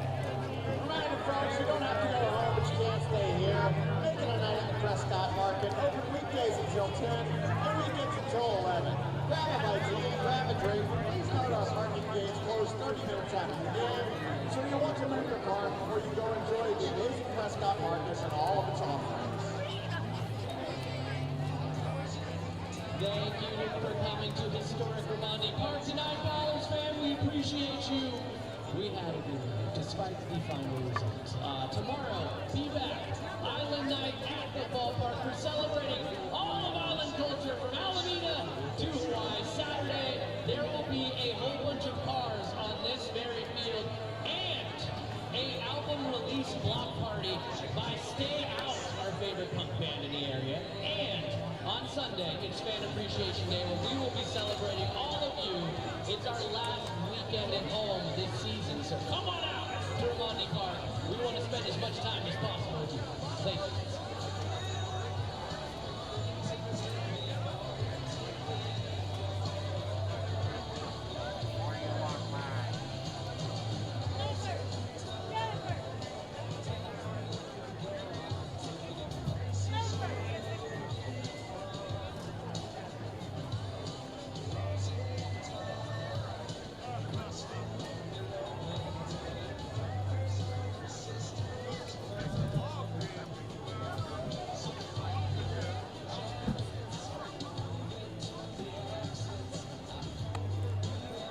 Well, I'll preface big time and say this is probably the most fun I've had in a loss all year. Tyler Peterson and Gareth Kwok, a 3-3 final, 4-1 in the knockout round. An amazing performance by Ren Abe Arias. Some dramatic leg hits from the Ballers, some great defense from Oakland, and it's just not enough tonight as these two teams, right now, we've been saying Ballers playing like one of the best teams in the league. Couldn't decide it in 9. They had to go to the knockout round, and it is Nick Klemp beating Nick Leahy. It's Nick with an H over Nick with a K.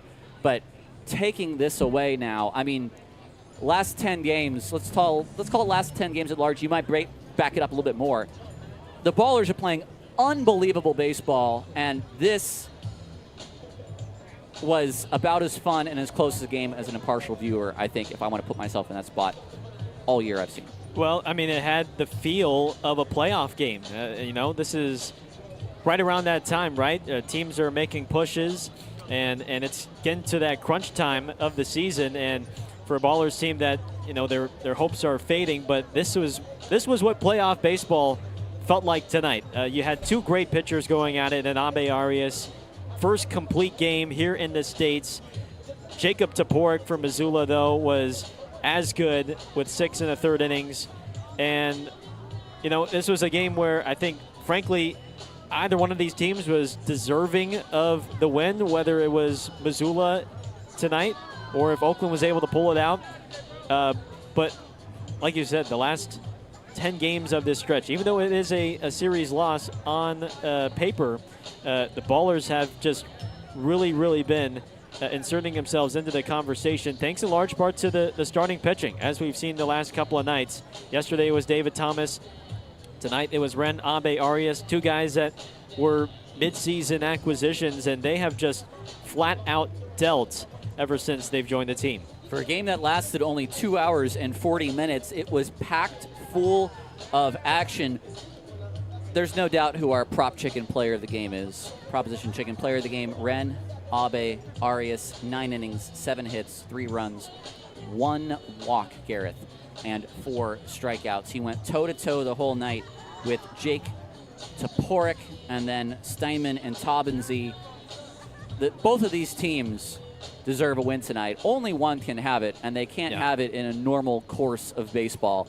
So in the knockout round, it goes to Missoula, and that is a toss-up like anything else. Of course, the Ballers have done quite well this year in the knockout rounds. But let's just really put a bow on what we saw from Ren today.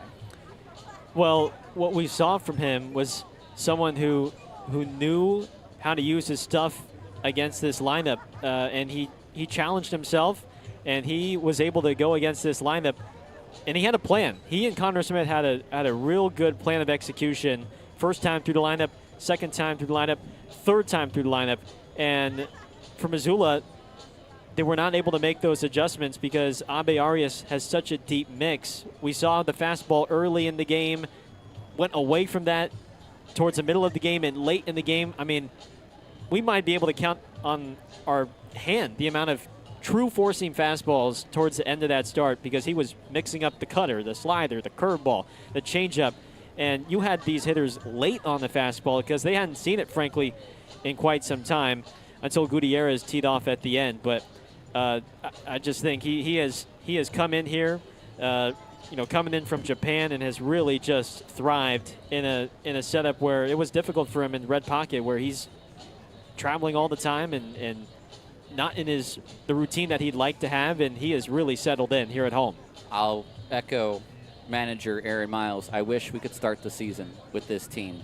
And listen, why have we done it this way right now? I mean, we're trying to start next season with this team, with guys like Tristan Moore, with guys like Ren Abe Arias, guys that are making differences right now, and the margins of this game so close, and everyone playing at their best.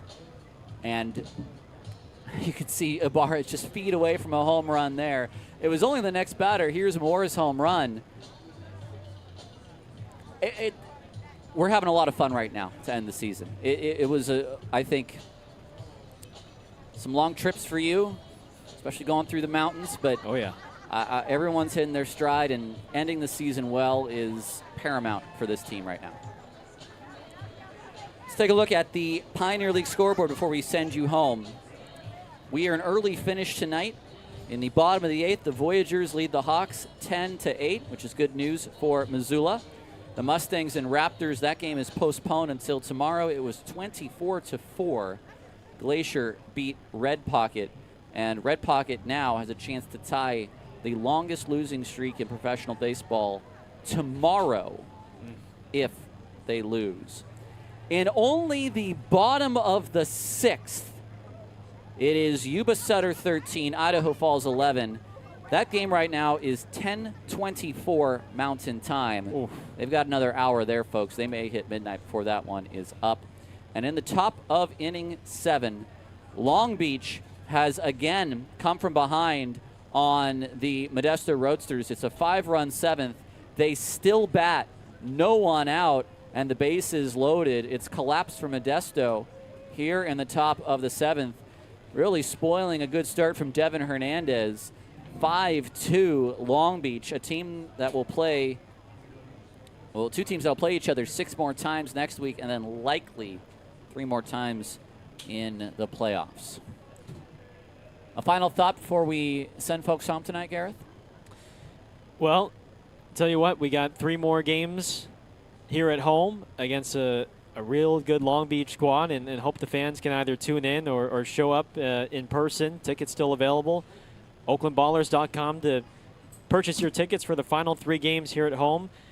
These guys deserve your support. They've been battling all second half long despite the slow start, but they are playing like a team that is deserving of that support, as we saw today, even in the loss. But hope you all can show out and show up this weekend. If not, we're going to try and enjoy these final 3 games, partner. I will say this, that some of the best tickets may not be available tonight. I think there are single-digit behind home plate seats left, both field side and ABC, for Sunday's game, and Saturday, I think, in a similar state. So if you want one of those good seats, I would act quickly. But if you do want to come, we can get you in.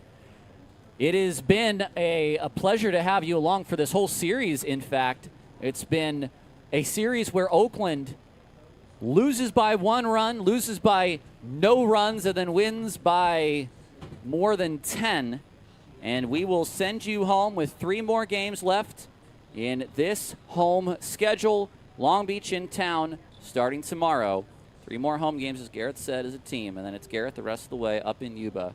Just you and he. It's the first time in our 3-year franchise that we will finish on the road. Yeah. Want to thank Alexis in our Argentina studios for producing tonight's game. I'm Tyler Peterson. Thank you, Gareth. Final score, Missoula 3, Oakland 3, 4-1 to Missoula in the knockout round. Enjoy the rest of your Thursday evening.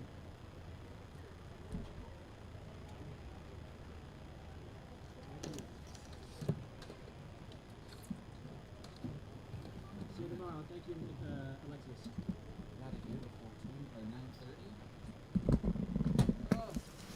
Well, you couldn't be that upset about